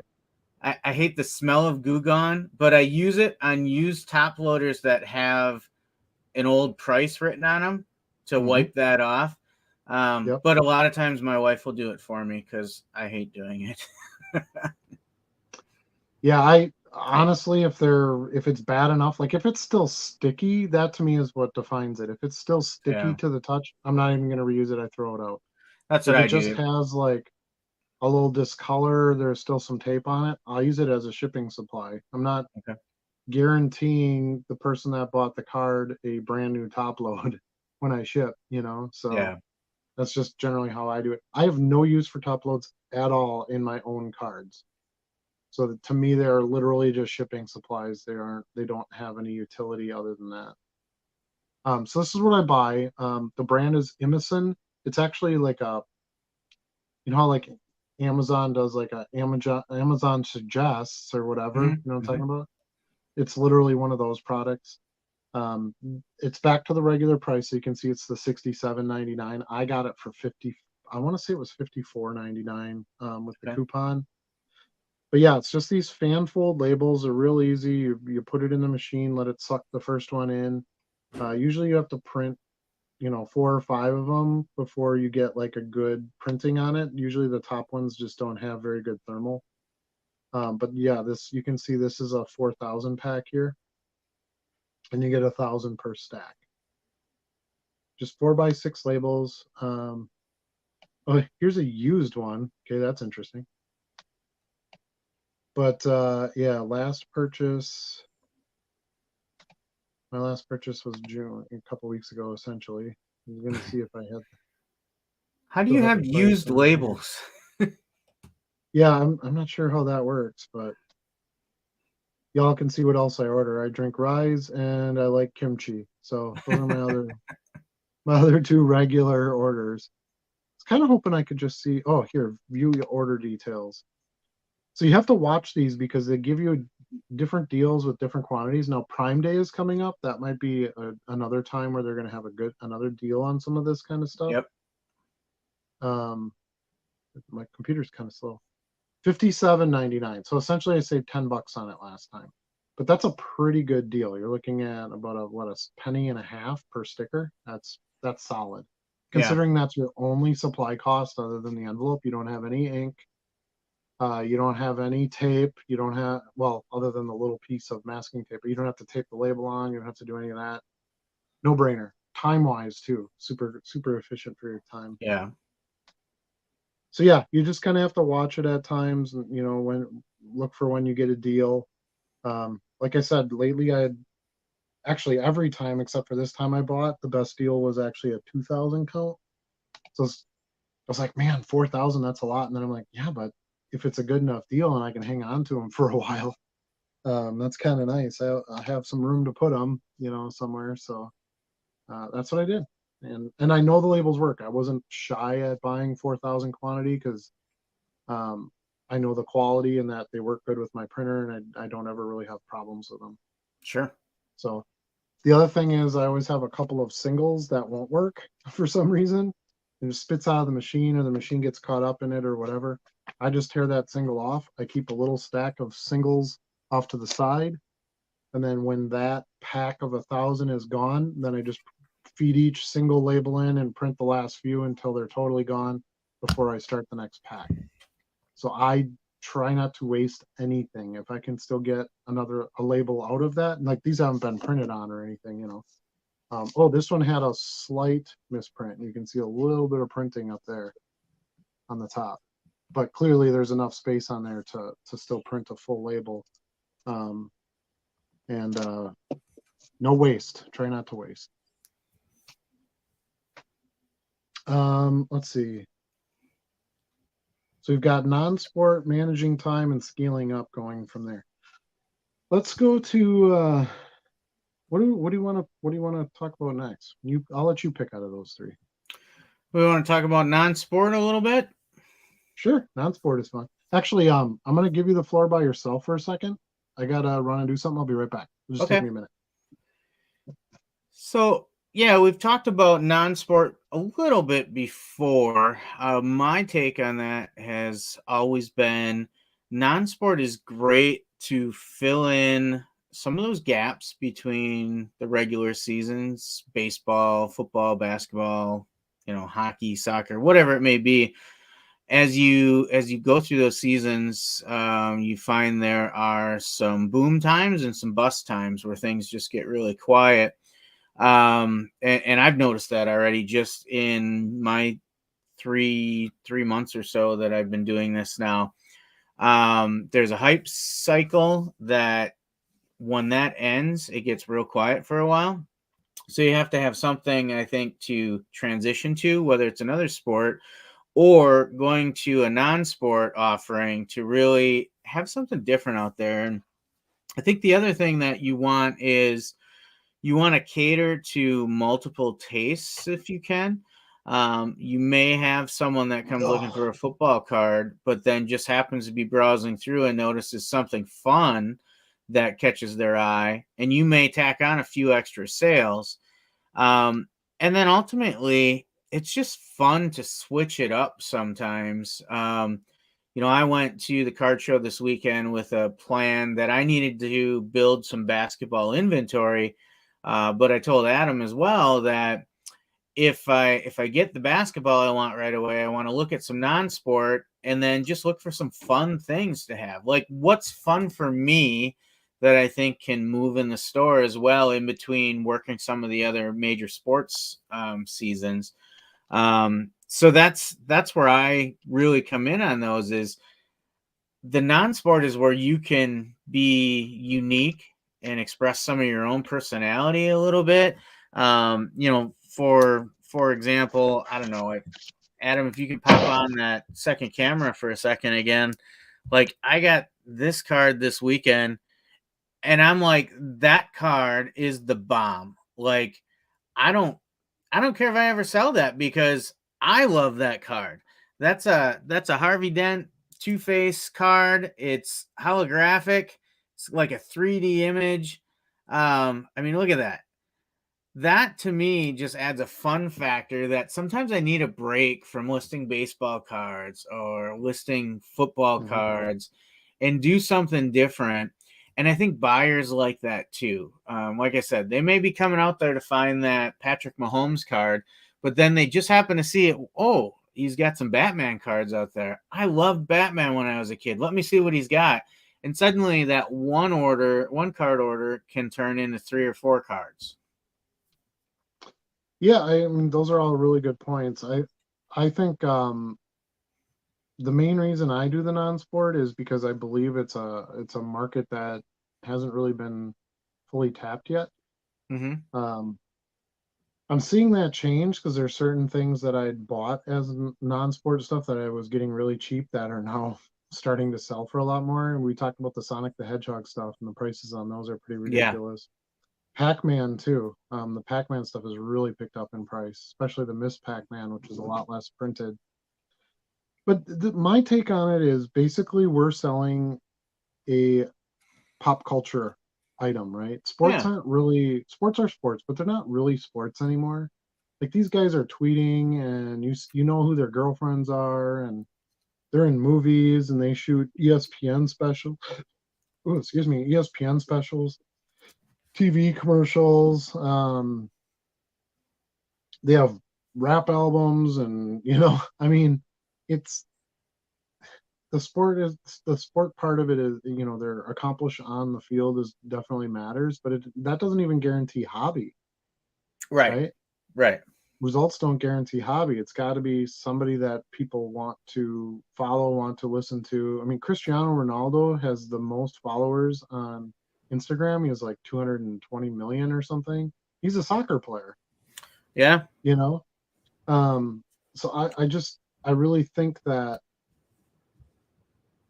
as the sports are basically pop culture, so of course is Batman and Lord of the Rings and Pac-Man. And what I saw a ton of non-sport cards of that would shock you?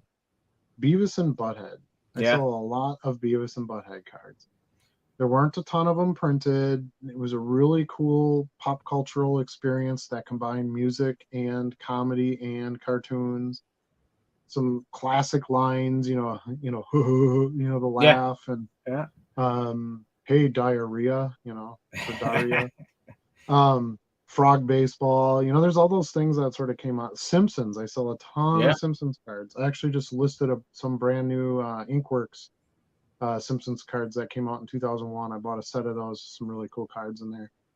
Characters that they hadn't featured on cards before, like Comic Book Guy, and um, a bunch of different inserts of Treehouse of Horror Yeah. characters. So it's like Donut Homer, where his head was a big giant donut with the bite taken out of it. And um, yeah, You said the key word, generally, pop huh? culture. You said the key word is Right. pop culture. Like Yeah, they're I think that, phenomenons and they have staying power. yeah. So that's what I think. I almost don't look at it as sport and non-sport cards anymore. I look at it as nostalgia and pop culture Yeah. collectible items, because most of the people buying this stuff are yours and my age, 20 somethings, right? Um, 20 somethings. 20 years ago, man. But anyway, so we want, if I want my 1990s cool Barry Sanders inserts, or in my case, Favre stuff, I buy a lot, that's my PC. There's nothing that says I also don't want He-Man stickers and, Yeah. Smurf stuff and, things like that. So I think Charlie's right in the fact that they're not really a separate thing. Like you get somebody come through and buy a Pat Mahomes card and then a Back to the Future sticker. Um, I don't get that quite as regularly as I do people buying like a bunch of different non-sport stuff or a bunch of different sports stuff. It hasn't totally combined yet, but I'm seeing it more than I was. And the prices. Sealed packs from the 80s. I am a non-sport wax collector. If you didn't know that, I made a video about my collection, and just showed some of it off. One of the reasons I started that collection was I liked the art on the packs. Sealed wax is just cool. I could get old packs for pretty cheap compared to like a 1977 pack of baseball cards. It'd cost you like $300, but I could get a 1977 pack of King Kong cards for like $3. Yeah. So it was super cool. Now those are getting expensive. The Sonic packs are like $30 a pack, and that's just Sonic the Hedgehog. Granted, there are some chase cards in there. That's It exactly still what has to it is. be quality. It has to be quality cards. There's got to be inserts. There's other things that play into it. Um, but yeah, I think sleeping on non-sport is a huge mistake if you're going to be especially if you're going to be a reseller. You don't have to want them. You don't have to collect them. You don't have to like them.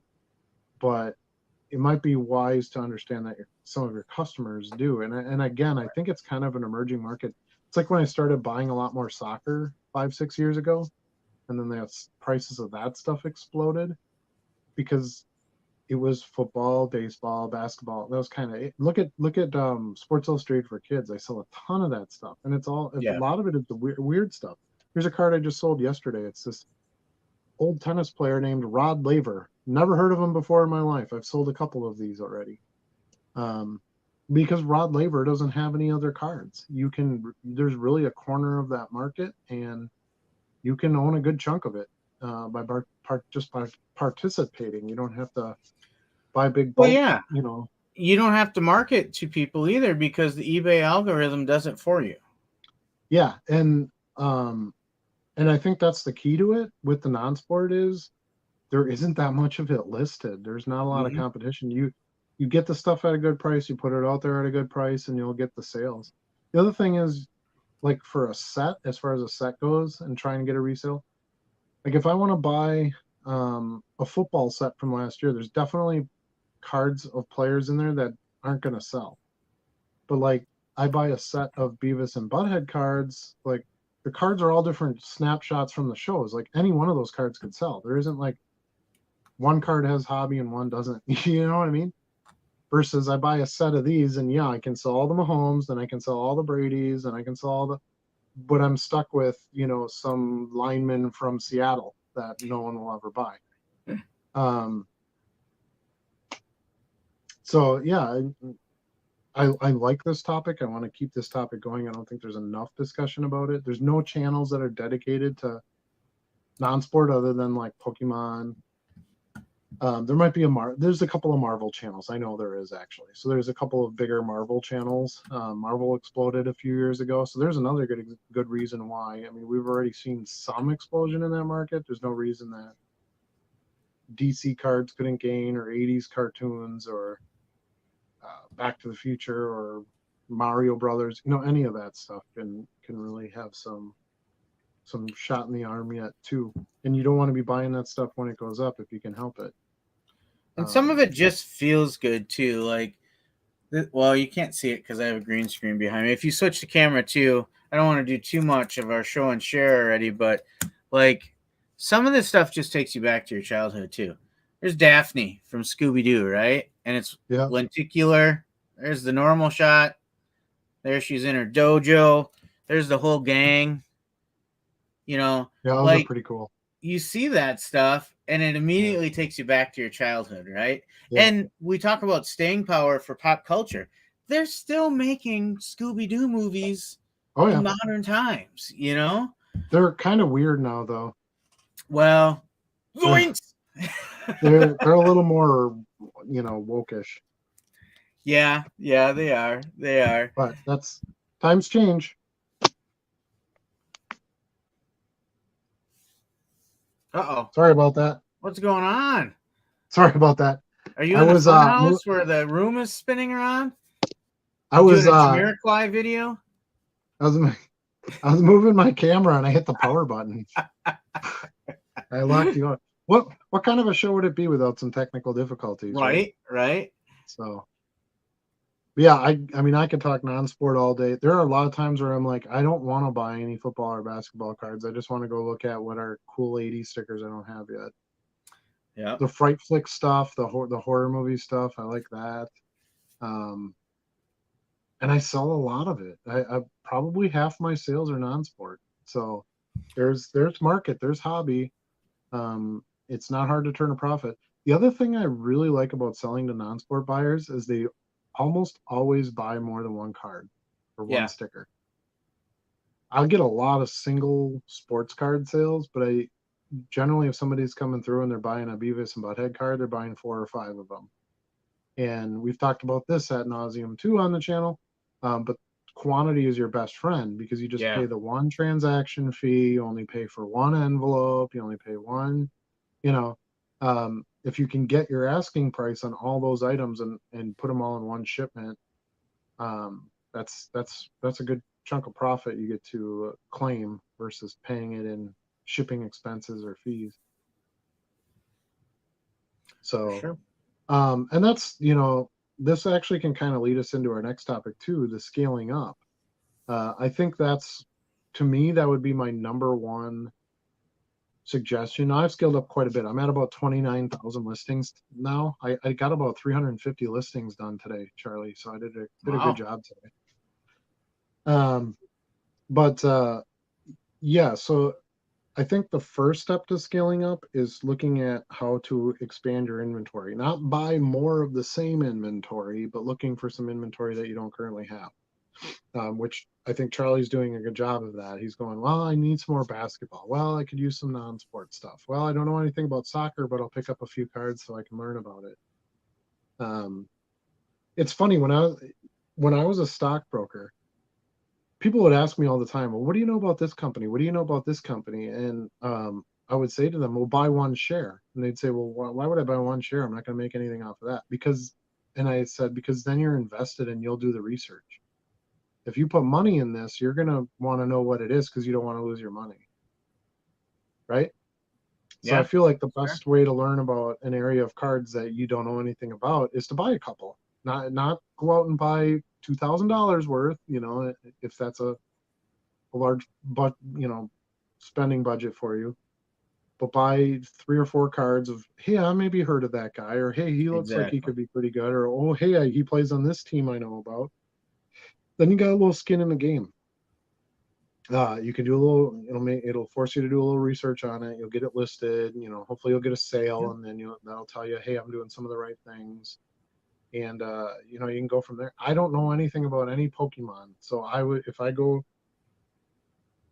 ever branch out and I add Pokemon stuff, I would buy a few Pokemons, probably suggested by somebody that knows what they're doing with it, and I would give it a shot. I have a few Pokemon listed, but it's just random stuff that I've gotten.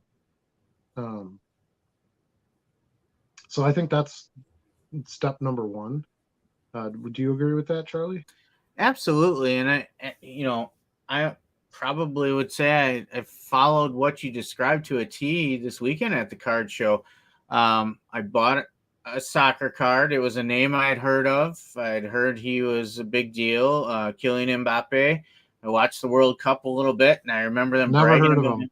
Never heard of him. I bought some F1 cards. I don't really know a lot about F1, but they were there were a couple groups of cards that I got in F1 that I thought I'd take a shot on. One was just a team logo, a Ferrari logo card. Well, I know enough about Ferrari to know that it's high-end, automobile. There's going to be high-end people that want that, right? And some rookies. You can't go wrong when you're getting some rookies, right? And then some nice-looking inserts. I stuck just to those basic categories of F1, and I got home and started looking at some comps, and I thought, gosh, I'm doing pretty good, right? And what did you pay for those cards? I think it was 27 cents a piece. So you got probably about $1 into them, maybe. You got 4 cards, right? Yeah. Yeah. Well, So I got more than 4 of the F1s. Yeah. okay, but Yeah. let's just say on 4 cards you got $1 into it. It's not a huge investment, No. but it's a start, and it gives you some skin in it, and it makes you do. You had to look those cards up. If you're going to sell them, you got to know what to do with them. So it's researched by. This is the stack of F1 I brought home. So there's Okay, maybe so you got what, about 10 cards there, 15 cards? yeah. Or, yeah. I believe I have $40, $50 worth of sales. You got $3 into them. Yeah. Yeah. I think that's a great way to do it. And then, if F1 becomes, something really good for you to carry, then I got a green screen, but it doesn't work. I know I can't see the card. He's like a hologram. Yeah, that it does look like that. But yeah, that was one of the inserts. Here's, I don't know if this one will show, but again, fun looking insert. That's kind of what I stick to if I don't know. Sure. So yeah, if you play it safe until you know better, I think it works out for you. We're definitely a very positive show, but I think it's also important to kind of state our fails or our non-successes, I guess is a better way to put it.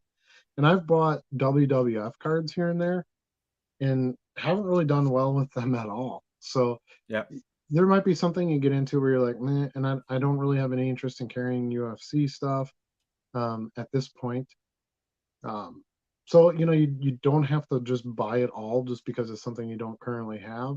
And you might try it and it doesn't work for you. There's probably some big WWF dealers that do really well with that stuff. But ironically, I did sell a WWF card yesterday. This is 1991 Classic, and Texas it's the Tornado, Texas Kerry Von Tornado. Erich. Yeah. So this was a little lot of 91 Classic wrestling cards I had bought a long time ago. I think that's only the second one I sold out of the lot. It was cheap, $2 for Yeah. 25 cards or whatever it was. So it was fine. And there was a Hulk Hogan card in it. That was what motivated me because I'm like, well, I can get the money just out of selling Hulk. And if I don't, I like Hulk Hogan, so I'll keep it. Yeah. And you might find out that the non-sport doesn't do well for you. We were just talking about those cards. Maybe you buy, some Batman cards, and you don't sell any of them, and you're like, I'm not really interested in this anymore. That's fine too. You can learn a lot from the things that don't work out. Yeah, so I've done a similar path there too, in that I have quite a bit of WWE and UFC. It hasn't sold as much as I thought it would. But even so, at the show this weekend, I came across a couple cards. I'm like, well, I gotta have them. I mean, Undertaker, he's Here, probably I'm yeah. gonna Put put the your other one up. second screen on because then we can see them. There's certain names you still always buy when you see it. So I mean, if you see an Undertaker, Yeah, that's probably your best selling WWE card. I and haven't that's Topps pulled. Chrome, right? That is a Topps Chrome, yeah. Okay, A Panini Select Prism of Bret the Hitman Hart. You got some nice. good color there. With the pink, yeah, that's cool. Yeah, I feel like that's got a better than average chance of selling. And then it was 4th of July weekend, so I got a patriotic Sergeant Slaughter. Nice. Again, refractor, you can see a little color in there.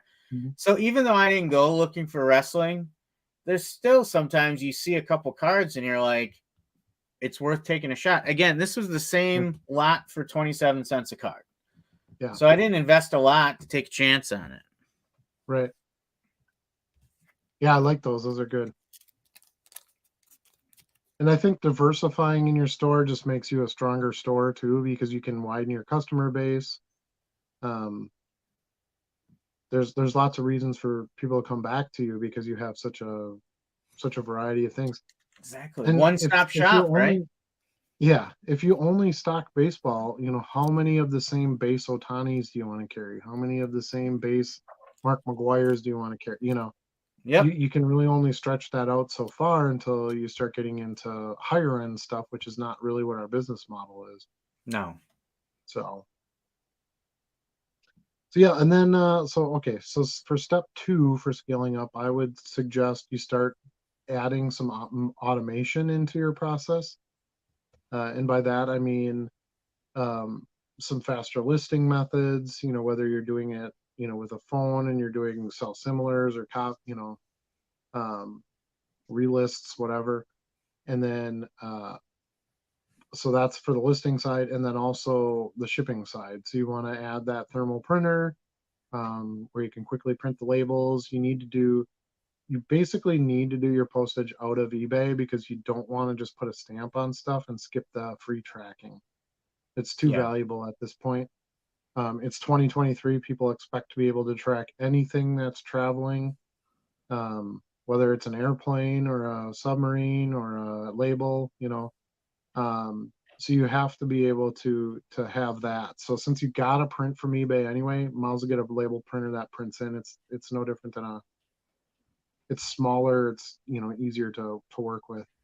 Right. Apparently there are some that are good and some that are bad, as Charlie's found out. I only have experience with one, and I've had virtually zero problems with it. Like I said, once in a while at the beginning of a pack, I'll have a couple labels that don't print very clear. That's the only thing that I've ever had a problem with. And I can usually get through those first 5 labels or so, and then I'm right back on track through the whole stack. Yeah. And I think that has, like I said, I think that has something to do with the exposure from the plastic on that thermal. Maybe it gets warmer on the top or bottom. I don't know. But for some reason, it doesn't want to print on the first few labels real well. So that would be your second step to scaling up. Then I think number 3 would be adding some next levels to your inventory control, meaning how you are labeling your boxes, what you're keeping them in, how you can access them easily. Yep. What quantities you're going to carry of different things, that kind of stuff. Because you have to get that under control before you can add more quantity. Otherwise, you're going to drive yourself nuts trying to find a card. Yeah. I think, Charlie, you're still working out of the cardboard boxes, right? Yeah, I've got a 5,000 card box that still fits all my listings. I'm at as of our live time, I was at 962 listings. Okay. So what I do, we've talked about baseball is the bulk of mine. So 2 rows of that 5,000 are just baseball. And then I have them alphabetical, not every letter alphabetical, but just first letter. So all the A's, all the B's. That has made it a little easier to find things. Then the next row is football. Then I have a NASCAR row, and then I have non-sport and some UFC in there as well.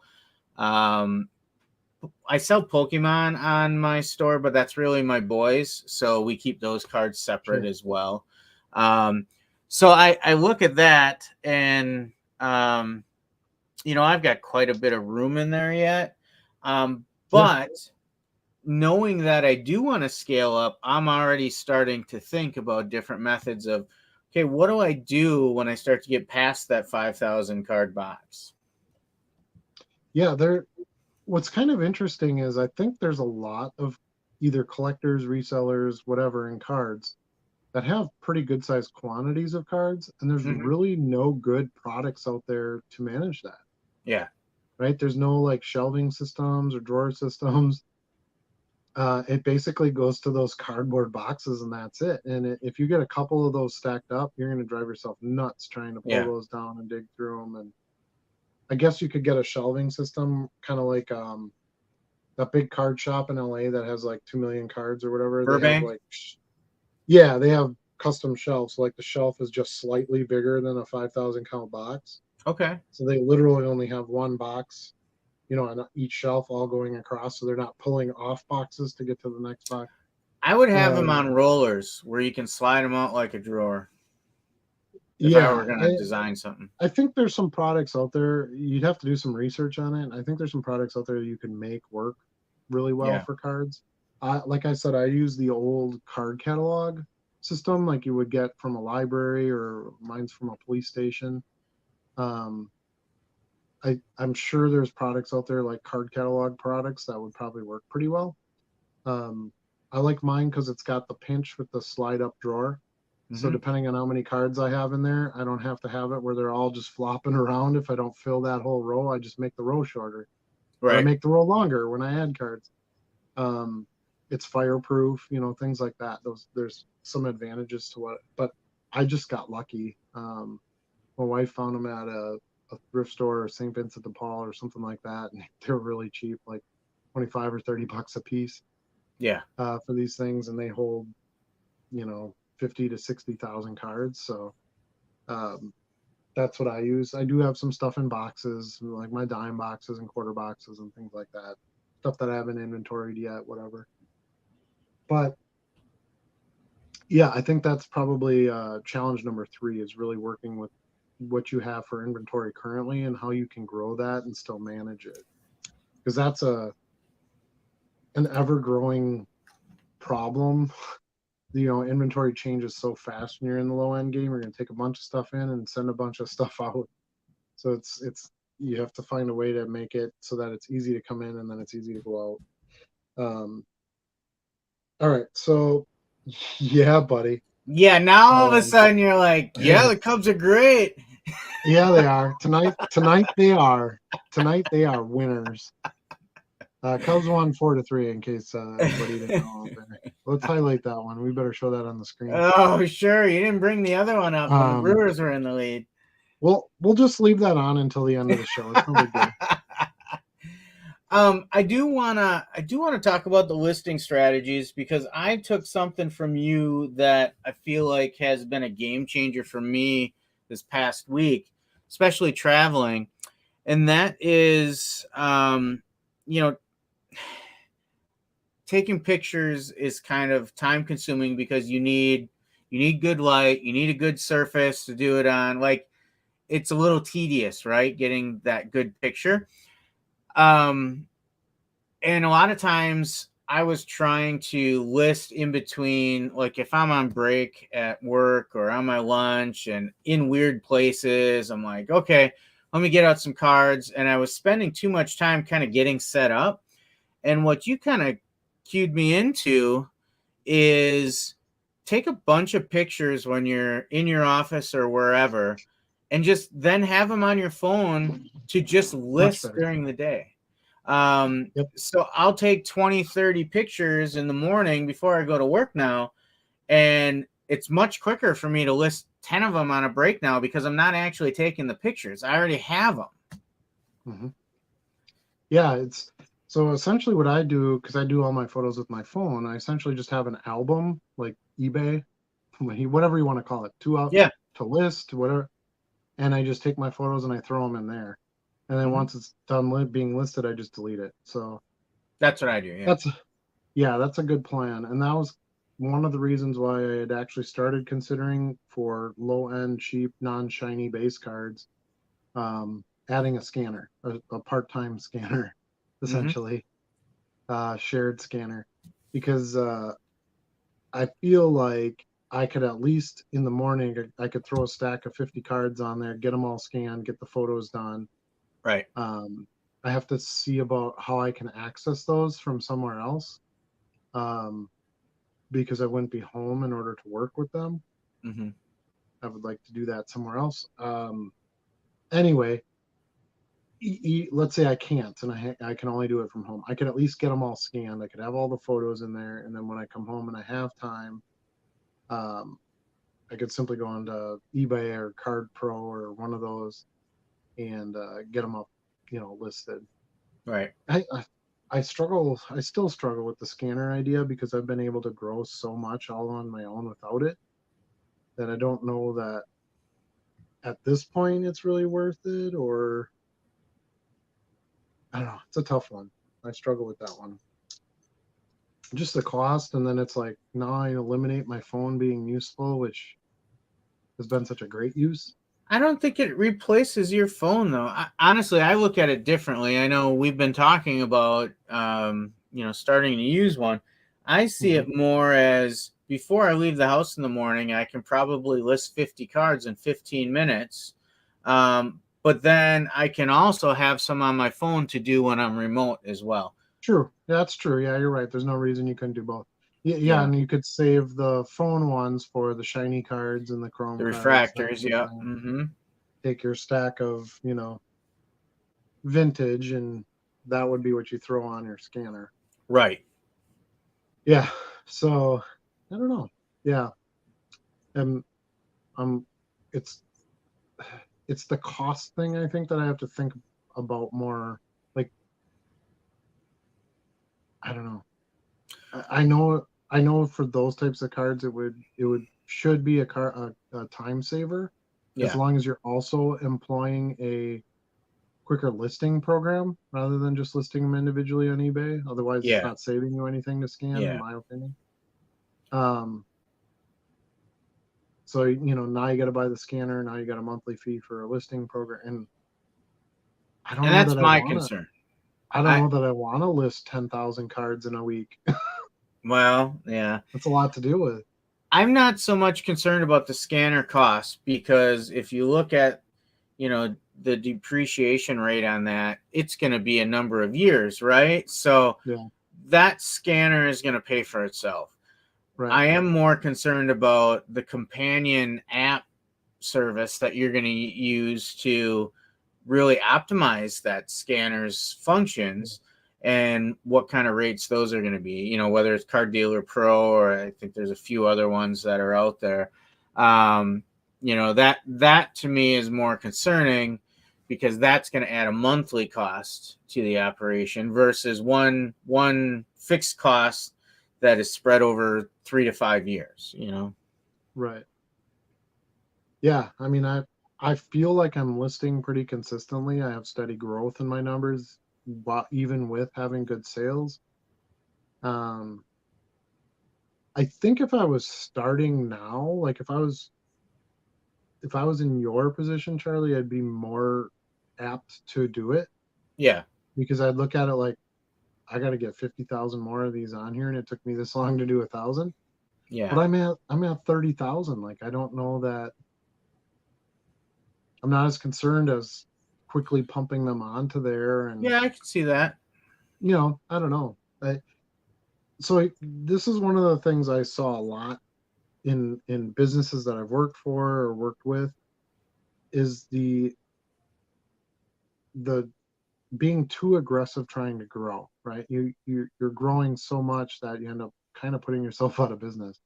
Yeah. You can't keep up with the growth. Oh, we have this much more business now, but we have no employees. So now guess what, employee, you're doing 3 times as much as you did before. Like, Sure. what's the point of all that? You're then the current customers suffer and your quality will suffer. I kind of feel like I'm doing this all by myself. I don't have any other employees. I don't get any help from anybody else.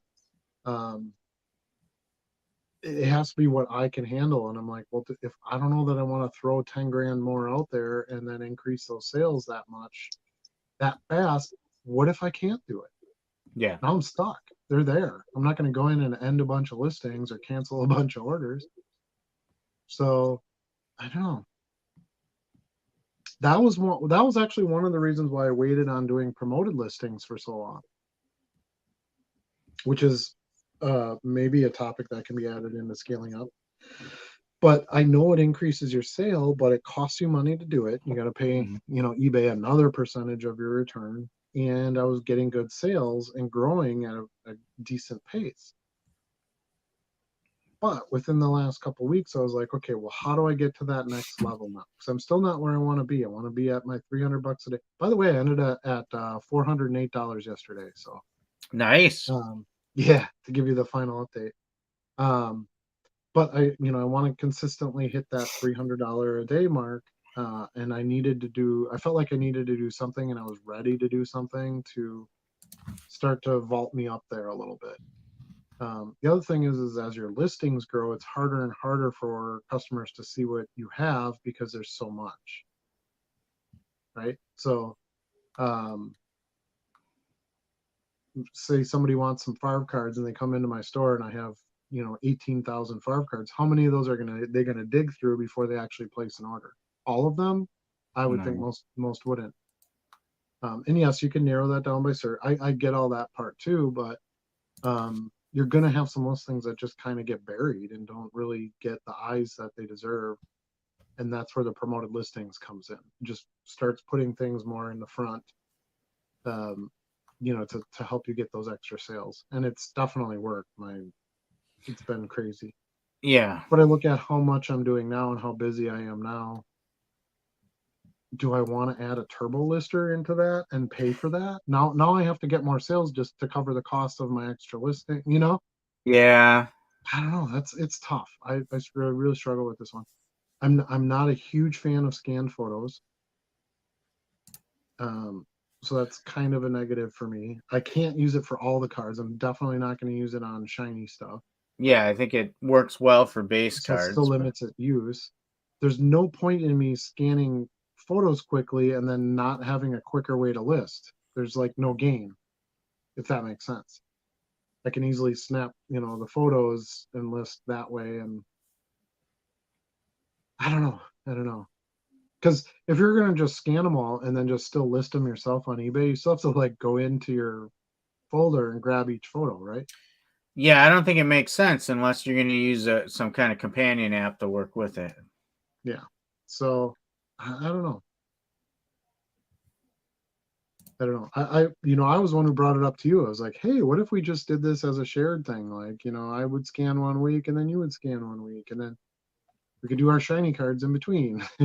Yeah. And you came back that, you were in on it. if we wanted to do it. And then now I'm kind of going back the other direction. Now you're wavering. Yeah. I am. I get it though. It's another expense, and to your point, you've made it this far without it, right? Yeah. I think you make a really valid point that you're at a point in your inventory where it's less important than I am, or than it would be for my inventory. There are some other options too we can look at. I mean, there's different types of scanners, right? There's overhead scanners, there's machine fed scanners. Yep. Maybe we need to look around at a little more of those options, and maybe if there's a different option that makes better sense. Instead of scaling to the top right away, is there a little step someplace along the way? Yeah, I mean, yes and no. I don't want to buy a scanner, use it for 6 months, and now we go, well, we really need to, you don't want to really do that either. I don't think there's a huge market for used scanners. But yeah, I don't know. I struggle when I add a cost, because then I know I have to do more work just to cover my cost. And I think if I was literally sitting here every day, like for somebody like Bo, right, who's doing this full time, like, yeah, he sits right at his desk, he scans them all, and then he uses his program and he loads them all. Well, I do some things here, I do some things down at the dinner table, I do some things at work. Right. Like, I can't lug that thing around with me. If that listing program is not web-based, maybe I can't use it at all when I'm not here. I don't know. I've gotten positive feedback from customers, not just like eBay feedback, like messages and stuff, that they really like that I took a photo and they got the card of the, it's a better measurement for the eye appeal than a scanner. And I agree. So I don't know. I have a hard time giving that part up. I think that's I'm proud of that. And to some degree, I feel like that separates me from another seller, right? Because I took the time to take a photo of this card individually and list it, and instead of just throwing them all through a machine kind of thing. Yeah. I think when you're talking like commons, it's different. Exactly. I've mentioned that when I first started, I tried just using my multifunction printer scanner fax machine too to scan some, and they come through okay until you get to the refractors. For me, like, that type of machine's not really made for that, so the loading and unloading was kind of cumbersome for me, and everything together made me stop doing it and just take the pictures with my phone. But it's continued to be an evolution even there. I got a little photo studio box too, and for a while I was taking every picture in there on a stand. I don't do that anymore either, because it comes down to time savings, right? How much effort are you putting in to get every listing out there if you're selling it for $2, so I can see both sides of the argument. I think when I listen to you talk about it, I think maybe you start with manual load one, that scans one or two at a time, but at least can connect to that stuff. I mean, that's what, $350 for one of those. Yeah, they're not very expensive. It's a little more scalable in terms of expenses as well, versus what is it, $1,000 to $1,200 for the auto loading ones that'll just go ching ching ching ching ching and just send them all through. I think you got to customize that to your business model too, and where you're at in it. And that's where this discussion probably isn't the best suited for us, because of the very premise of this show, right? The vet and the rookie. It's probably more suited to a discussion of where I'm at, where I'm growing, to your point, versus where you're at. Yeah. And yeah, I don't know. I think that's something we're going to still kick around. I think eventually we'll get there and it'll be something we'll have. But yeah, which one do we get? I want it to scan front and back. I absolutely Yep. refuse to do a listing without the back of the card. Yep. So you got to add a little bit for that. Mm-hmm.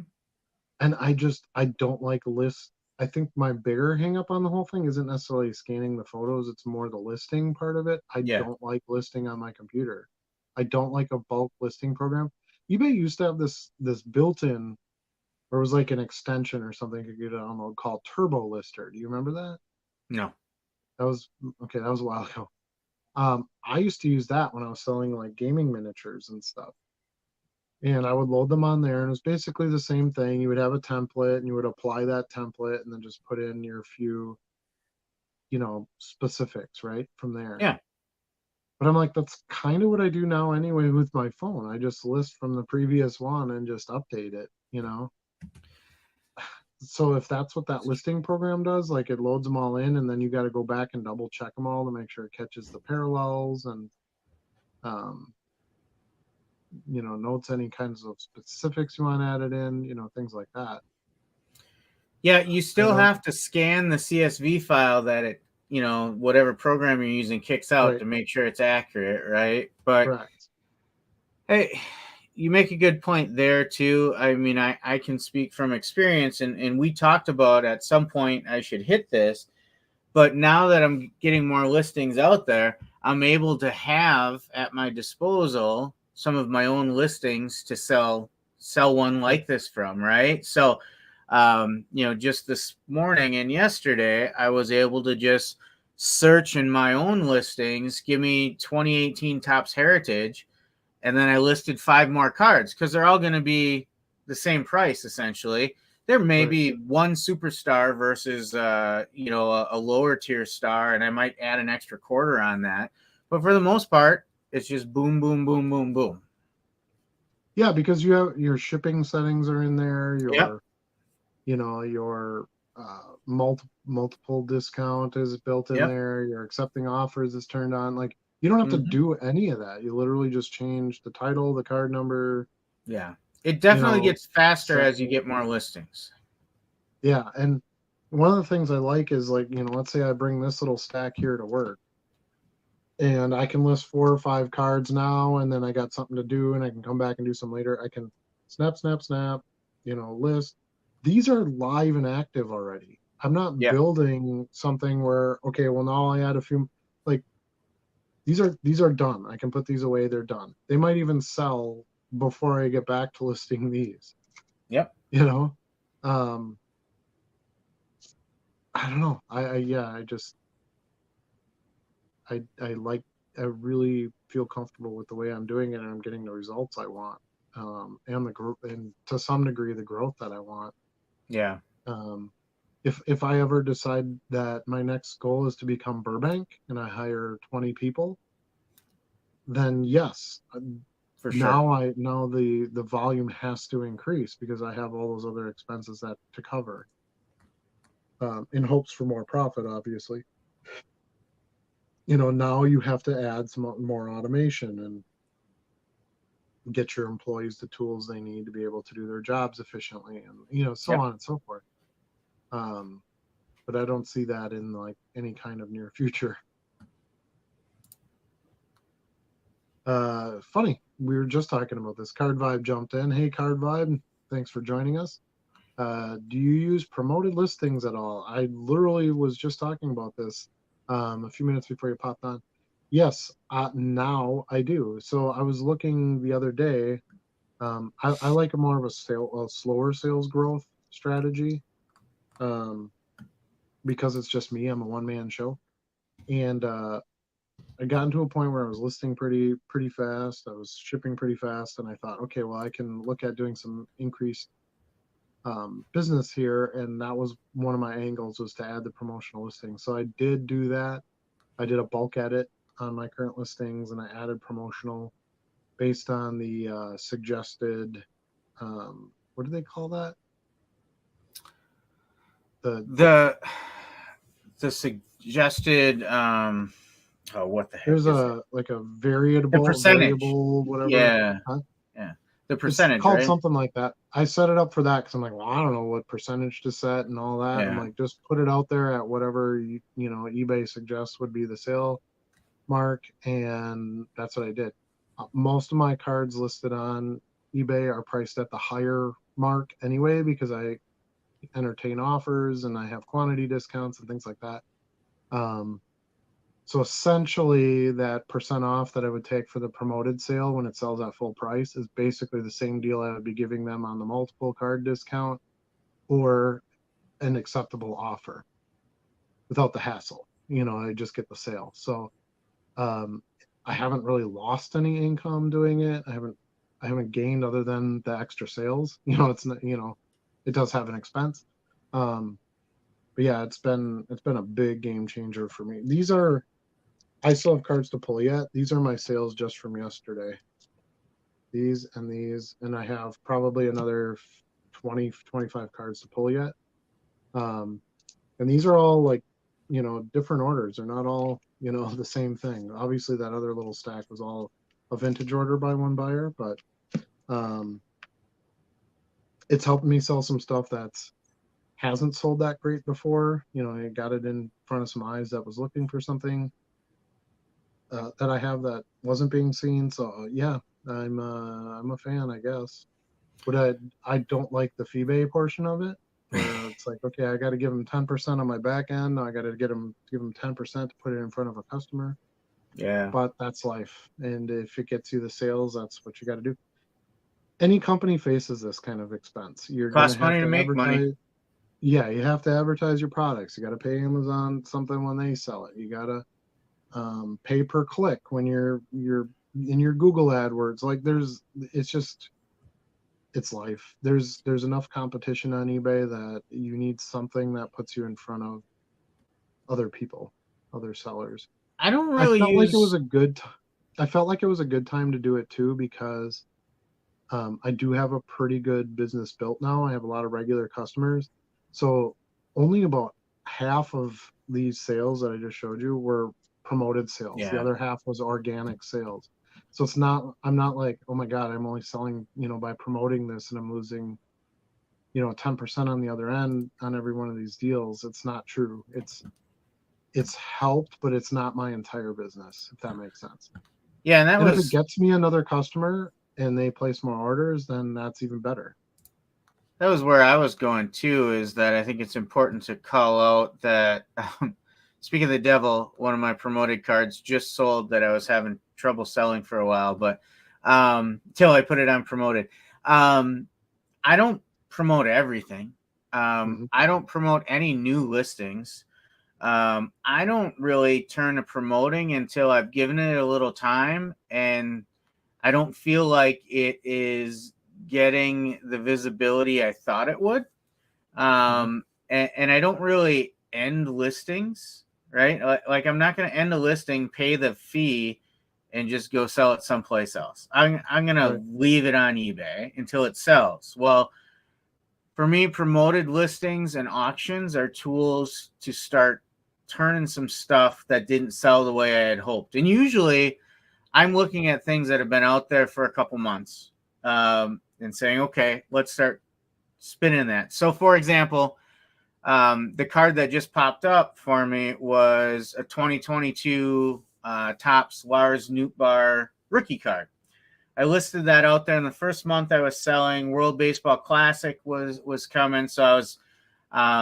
We've talked before. I like to follow current events and try to get Hmm. listings out for different tournaments. Right now, I just listed a bunch of all-star players. Right. So this was during WBC. It was a rookie card. I'm like, Lars Nootbaar is getting a lot of run. This should go, and it didn't. It didn't for whatever reason. I got a few people looking at it. I got a few offers. Didn't really like what I saw.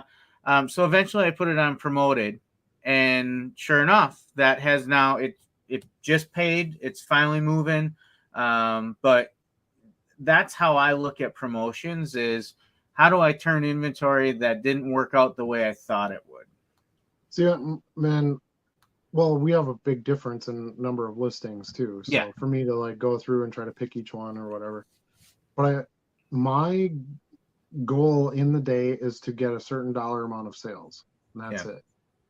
So I'm going to use whatever tools I can get to get there, whether it's something I just listed or something that's been on there for 6 months. I like your strategy. I think it's the right way to do it. I just don't want to spend my time doing it and looking at each individual one. And but I don't look at each individual though either. I just sort my listings by earliest start date, and then I'll just do it in mass. Yeah, I just have promotion turned on, and everything I list just goes right in it. Yeah, I don't go back and do anything with it. So yeah, a couple of different approaches, and again, not one's right, not one's wrong. And again, I'll state that I don't pay promoted listings on more than half of my sales. They're regular customers and buyers that are getting my stuff from me, not because it's promoted. So the promoted angle only goes to try to get the new customer, I guess, more than anything. So yeah, it's I was way against it because I didn't want to give eBay any more of my money. You were. But yeah, I was, and I was against the scanner, and I didn't have a thermal printer for a little while. That's all those things that you have to get to. I think you have to be ready to add in different technologies or different growth tools, because you have to handle what happens when you do that. Whatever may come. Like, for example, tonight, and I'm gonna have to close this up pretty soon. These orders have to ship by midnight because I do 1-day shipping because I want the discount for Top Rated Seller Plus. So I have to ship within a day. And these are due by midnight. So I'll be doing that after this show tonight. So that's where I'm talking about. Do I want to add another 10,000 listings in there? No. Now I've got more time. I got to try to get this in time, this shipped out. I don't know. I want to pace myself a little bit on that so I don't dig myself a hole. Sure. eBay reputation is not extremely difficult to upkeep, but you can also wreck it in a real hurry. Yeah. It's a fragile instrument because people don't know who you are. They don't know where you are. You don't have, quote unquote, a real business, where you have a sign in a building and a headquarters and a 1-800 service number and blah, blah, blah. They rely heavily on prior experience from other eBayers and, what eBay thinks of you. So yeah, I don't want to risk that to try to jump ahead real quick, go from here to here. I think I think that would be a mistake based on what I've been doing. So, long version to that answer for that question, Card Vibe, but hopefully you got something out of it. But yeah, promotions, I just don't see myself going back. I've been able to sell so much stuff that I don't. It's fine. Especially over the last month where eBay was turning on and turning off and, that kind of thing. I didn't like that. It bothered me a lot. I don't like going 6 hours and not seeing an offer or not seeing a sale. I can vouch for that. Yeah. And that's not even close to the case anymore. Card Vibe wants to know if we use top loaders when we're mailing PWE or a Card Saver 1. I never use Card Saver 1s, so if you don't know what a Card Saver 1 is, it's the smaller version of the Card Saver 2. It's meant for a single card. From the way I do things, I don't see any point in that if you can only put one card in it. I use these to ship multiple cards, and then yes, any single card I put in a top load. Yeah, little piece of tape, put it in an envelope, and ship it out. So yes, I'm a top loaded mailer. There are times when I would get a sale and I would have the customer put in the notes that please ship in a top load.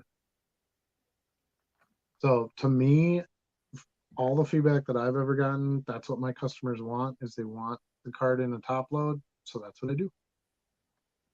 Because without them, I don't have any reason to be on this conversation. So I just always saw it as kind of an industry standard. We talked earlier about putting the tape over the top. There are certain things that I think 90% of card sellers do, and buyers have come to expect. And I think Top Loaders is one of those.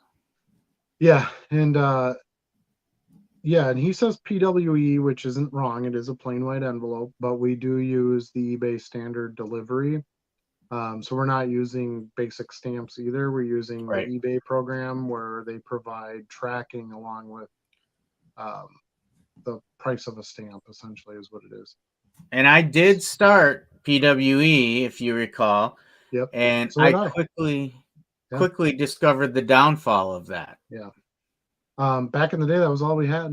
It Yeah. was wing and a prayer because you couldn't sell a 50-cent card and ship it for $4. So, yeah, the 60-cent envelope's been a lifesaver for sure.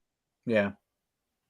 Yeah, it's brought a lot more sellers, I think, into the low end market. I think it's made the low end market a lot more viable. Mm-hmm. Because running everything by PWE was just kind of risky. And as I stated earlier in the show, it's 2023. People expect to be able to track Yeah. any kind of logistics you have going out, even if it is just a single card in an envelope. There should be a way that you can't tell me that USPS can't scan that. Yeah. They scan everything else. So it's a QR code. It's real simple for them. And they move it on. So yes, I do top loads. Charlie does too, and I think we're going to continue that process. Our packing process is a slightly different, but we're both using the same material. Card Vibe says, appreciate you guys. Well, we appreciate you as well. If you have any other questions or any comments, please feel free to share. This is we do this forum this way because we want participation from everybody else out there watching. So I think we're going to save managing. Ironically enough, we're going to save managing time for next time. Well, we kind of talked about that inadvertently through the other discussions too. Yes, that fair point. These do all kind of cross paths to some degree. But yeah, I think, and we're at 2.5 hour mark. I think it's about time to close up for this week. Like I said, I got work to do yet tonight. Burying myself here, but so be careful on your scaling. Make sure you're scaling to a point where you can still do the job. But anyway, any parting thoughts from you, Charlie? We've said this many times before, and it's still applicable, especially with some of the things we talked about. It is a grind. There's no getting around the fact that it's a grind. Listing and shipping, right? Yep. You get some fun time when you get to go out in the field to a show or something and buy some new inventory. But all that inventory you bring home, that at some point you got to list it and ship it, right? Yeah. So well, and then on top of it all, I have to edit videos. Yeah. It's work. The life of a content creator. Yeah. Yeah. It's these are easy. I don't have to do any editing. I just post it and I'm done. Maybe throw a thumbnail on and that's it. Right. But card shows, it took me almost 4 hours to edit the last one, and I'm not even very good at it. I don't do that fancy of stuff or anything, but yeah, you got 3 hours of footage. You gotta chop that up into something that somebody's gonna want to watch. Right. Anyway, sorry, didn't mean to interrupt your final thoughts there. Just I think we want to talk about as much as we can to streamline things and save you some time, but ultimately we can't get around the fact that it is a grind. As a low end seller, you said it before, and I'll repeat it. It's about volume, right? Mm-hmm. And you're not going to have volume without it being a kind of a constant grind. Yep. Yeah, you have to accept that or do something else, essentially. Yeah, I think the grind is fun most of the parts of it. There are times where I'm like, I just don't have time to do this, but I think that's almost everything in life, right? So, sure. I think the slow growth, scaling up, I think that was our best topic tonight because I really wanted to not just give some ideas on how to do it, but also to say, watch yourself and don't try to jump forward too fast. You're either going to get totally burned out or you're going to have mad customers or, Yeah. you know, your wife's going to hate you, you know, something like that. Or all three of those things for that matter. Yeah. Yeah. Um, so yeah, because it's a grind type of business, you have to watch how much grind you throw on at one time. Yeah. There's only so many hours in the day. If you're gonna go out and do this full time, I say yes, get yourself a scanner, get yourself like you need all the correct full scale business tools to do it. If this is something you're doing for 3 hours on a weekend, um, listing a couple of cards here or there with a photo for free, you know, no equipment needed, other than what you already have. That's probably the best process until you decide, yep, I'm into the grind and I'm going to go for it. Yeah. I would agree So, with that. You have to kind of see if it's for you before you commit too much. And that's the case with any kind of hobby or new entrepreneurship, you know, things like that. Like you need to make sure it's for you and you understand all the different pieces that go into it before you can really commit for the long haul, right? And you'll find step level changes in this business model too. For me, I told you when I hit 800 listings, all of a sudden things got like consistent with sales. Now I don't have yes, the you did. sales Yeah. level you have, Yep. but now I can count weeks at a time where I have sales every single day, right? Yep. Yeah. I think that's, you're doing it the smart way. You're just adding some here and adding some there, and, you know, you're keeping it manageable. And as those numbers grow, you go, okay, yep, I can handle more. I'll list a few more, you know. Um, yeah. And consistent sales is really nice because if you get no sales, you really start to slug and you're like, why am I Yeah. doing this? Yeah. Um, and it hurts even more when you do normally have a lot of sales and then eBay turns off and you get nothing and you're like, Yeah. what the heck is going on? It's quite a shock. um, but yeah, I love it when something totally random sells. That's my favorite thing. Like, oh, I got that card for free and that sold for $2, you Yeah. know. Mm-hmm. There you have a lot of little wins that um, you know, you really have to focus on because I think they're some of the cool things that and when I sell stuff in bulk, like I have 20 copies, like here, I have like 30 copies of this card. And it's like it was a draw contest. Mm-hmm. So this is just like one of the drawings that was entered. It's a cheap brand. Pretty cool card, but and somebody buy 3 of these. Like, why the heck would you want 3 of those? You know, I got 25 of them in there. Love it. You know? Um, and the other thing I always think of too is, man, I sold a lot of inventory. Good. Now I can go buy a lot of inventory. Yeah. This is sort of my reward is doing the shopping and the shows and things like that. And if you want to keep buying, well, guess what? You better sell. um, otherwise, you're just going to be you're just a hoarder. So Yeah. um, that'd probably be my one tip is make sure that you're not just buying and buying and buying and you have just stacks of stuff unlisted. You got to make sure you got plenty listed too so that you can get some stuff moved out.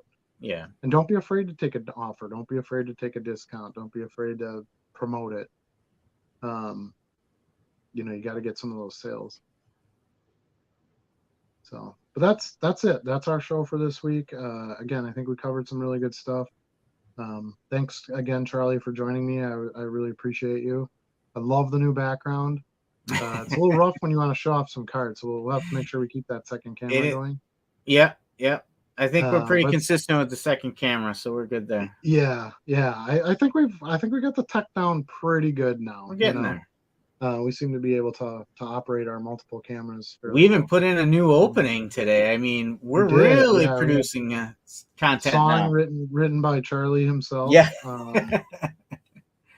Goat performed by the Goat. So, you know, legit 100% au natural type stuff there. Nothing, you know, hijacked from anyone else. So that's fun to have that. So I think we'll continue with the intro. I think that's fun. I got it loaded in here now, so I just have to throw it on at the beginning of the video, and I think it'll stay in there. I guess we'll see.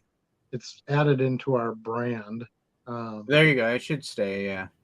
Yeah, so I don't know if you can see the brand when I click them up, but it has our countdown, and then it has our your goat song there on at the end. So I think we'll keep using that as our intro. I think that's a lot of fun. But other than that, until next week, same time next week, we're looking at, I believe, right? Are you on for next week? Yeah, I should be good for next week. So the following week is going to be interesting because that's the first night of the National. So yeah. And then is that what's the date on that? That's the 26th. 26th? Yep. So the 12th the following week. Is good. Week. 19th, I've got football camp. Okay. The 26th, I have family in town, so that'll be an interesting one for me. It might be like when I was on vacation, where I might be in an odd location because fam will be staying where my office is right now. Well, yeah, I'll be in a hotel room, so it'll be kind of fun. I'll definitely have some show and share. It'll be the opening day of the National, so I'll have stuff. Yeah. We'll probably do a smaller show. Maybe we won't even have topics. We'll just kind of get on and little Batman bull around. Show and share. Can't see it. I know it disappeared. There you go. Oh, you got it there for a second. Oh, it's Batman sticker. Yeah. Batman sticker. The bat. I swear I had that very one when I was a kid. Yeah, I got a whole bunch of those. I was buying those in big stacks when I knew Michael Keaton was coming back. I don't know where it comes from because the trademark on it is just the original 1964 DC Comics, but I know that's a modern sticker. Yeah, that's a 1989 Batman movie sticker. It was an insert. Oh, okay. You got one sticker per pack. Yeah. I got to tell you, though, my favorite one out of there was this Joker sticker. If I can. Yeah, that's from the 89 Batman set. Too. That is cool as heck. I just had a customer buy like 6 or 7 different Joker stickers. Oh, really? The other day. Yeah. So they sell. You can get them in bulk pretty cheap. I bought a lot of 69 of those stickers for like $7. Okay. I pop them out there for a couple bucks a piece. I think he actually offered me less. I think he offered me like $1.25 per sticker, but I'm like, I'm in profit on this one sale, and I have 68 stickers left or 65 stickers left or something. Right. So, so offer your customers good prices, and they'll come back and they'll consistently place orders, and they'll be happy with their order because they feel like they got a deal. If you're gonna get the combined shipping, extra profit margin, you can give them some of that. So that's my one big tip when you're looking at completing a sale. For sure. All right, so Charlie and I by no means can have the last word. The last word has to go to you know who. Stuart, what do you think? You know what he said, Charlie? What did he say? He said, "Go Cubs." Oh, I knew it was coming. Hate the Cubs. All right. We'll see y'all next week. Peace out. Peace out.